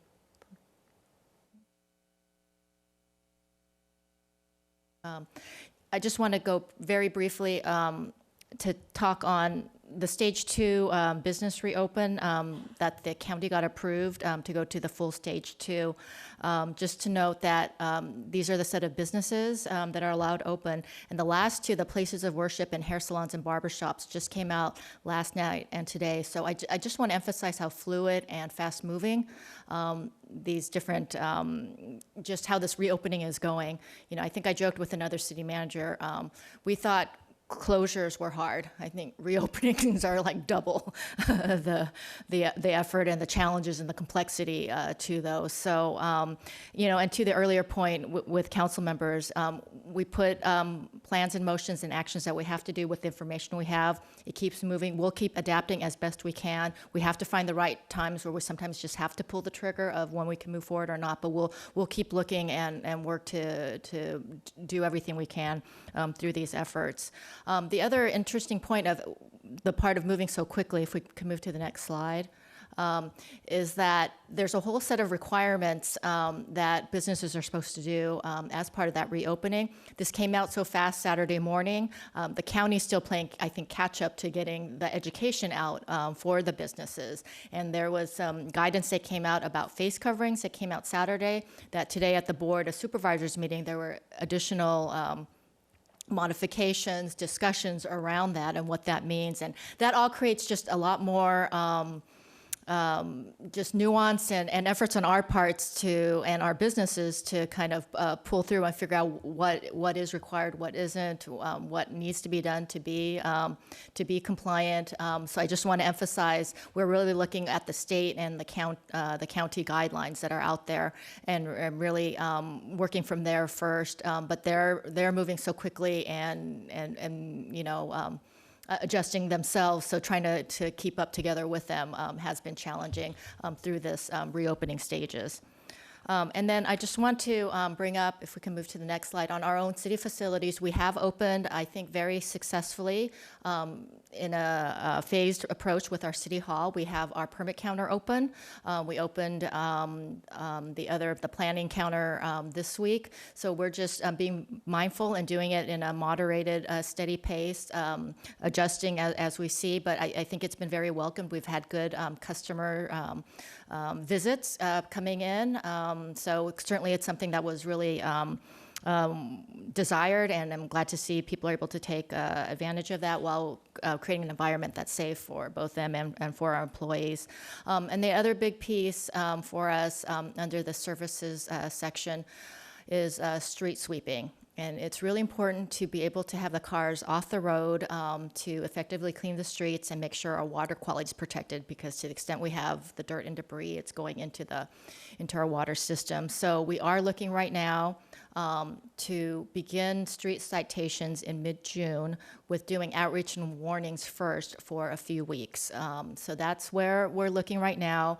We know we've gotten a lot of feedback on this, and it's completely understandable. I mean, we know where that's coming from. We're just trying to balance that right level of providing the services that we need, but understanding, you know, the concerns of people who are still at home, and you know, just the challenges when you have more visitors and you're moving your car around. So that's understandable. I know our utilities director has really been looking to see if there's particular areas, maybe we can do some modifications to. We know we've gotten some suggestions. Could you shorten the hours of how you do it? So we're looking at all of that right now. And so this is what we have put out right now. We're looking at and open to additional, you know, solutions and modifications as we go down this path on this. So certainly if there's feedback to this, we're certainly happy to take that, and also have Mark Vukovic here to answer questions or talk further about that too. Ms. Dix, yeah, we'll go. There are a couple of questions. Oh, I'm sorry, were you not done? I just have one more slide, and I'll be on. This is my. This is a slide that gives me heartbreak, and I think it does most of our staff, because when I had to put out, you know, and start to make the call on our classes and our special events and areas, that, you know, really just makes it not the summer that we're used to or would like, or and a lot of, you know, traditions and things that mean a lot to this community. So I just hope, and I know you all know because you've been supportive, this has been hard on us too. But we will continue to evaluate as that's the earlier slide that talked about, you know, changes that come out. If they come out and we're able to do half a summer of classes, we'll look into doing that. So we're continuing to look at things, but we also want to just make sure we do it safely for the community members and our employees and everybody all around with that. So with that, I'm happy to take questions and have staff here to take questions too. Okay. I have one quick question on that last slide. You were talking about summer classes and camps being canceled or suspended, I should say. If, I mean, by all accounts, most people expect the governor to make a decision this week on summer camps and classes and things like that for kids. If he does so, and we are would we be able to open up registration fairly quickly for a modified version that would, you know, that would be able to meet the new requirements? We think so. We want to see guidance, and the governor did mention today that there would be guidance coming out about summer camps this week. So we're looking at that, and then also there has yet to been an opening on gatherings yet. So those are the two things, and if we have those things. I have been, our Parks and Rec director has been looking very closely at whether we can do a program for the second half of the summer, yes, to do a modified, maybe a shortened summer class program. Yeah. Okay. All right, Ms. Dixon. One question and then a comment. Playgrounds, I've been asked about playgrounds. I don't even know where we are in playgrounds, because this weekend I saw kids at Marina Park and another park. So are they open or closed? Our parks are open for passive use, but not our playground equipment. So I'll make sure to follow up with staff about. I'm sorry. I mean, I wish they were open. I mean, it's just a shame that kids can't play on playground equipment. Two, as a comment, it's just incredible what you and staff are doing to keep us all functioning and being adaptive. Every 24 hours, there's a new set of rules or guidelines or processes that you are incorporating. I know none of you at the senior level, as well as down however far in the organization, have had a day off in probably 64 days or something. I don't know what the going day is. So I just want you to know that I'm appreciative. I'm grateful for what staff is doing. These are extraordinary times, and we issue thoughts and you figure out how to get it done, and are constantly adapting to serve this community in the way that they're accustomed to being served, with the high level of service, and figuring out ways that we can make it work. That's all what you've all been doing, is trying to make it work, and I appreciate that. So thank you. Thank you. Thank you, Ms. Brenner. Grace, I had a question about, do we know when the first day of school is going? Are they moving the school opening up, or do we know? They had, I don't know if the mayor would like to go ahead. No, go ahead. I know the answer, but go ahead. August 24th is the date they had made, even before the COVID came out. And I think right now that's the date currently they're looking at opening. How they open and what it looks like, I'm not sure yet, but that's the... Yeah. Okay, and then one other comment on street sweeping. I had suggested that if we could narrow the hours down to, an hour or 2 hours, that these were the times that you had to move your car. But the other thing is, if we could have the parking control just precede the street sweeper and then not go afterwards. Once people see that the street has been swept, then they could go ahead. And I've parked back on a street that there were still wet marks on the street, and parked there and gotten a ticket for that. So if we could make sure that the parking control proceeds the street sweeper, and then people know if they see it go by that they can resume parking in that area, that would be helpful. Yeah, I think we could take a look at that. I think a lot of it is when we get more individualized and customized, it just takes more resources. And it's confusing, but I understand. Confusing to people too. Yeah, but I got it. That Okay. might be helpful. We'll look into that. Yeah, thank you. Okay. Thank you very much for the update. We'll take public comment on this now.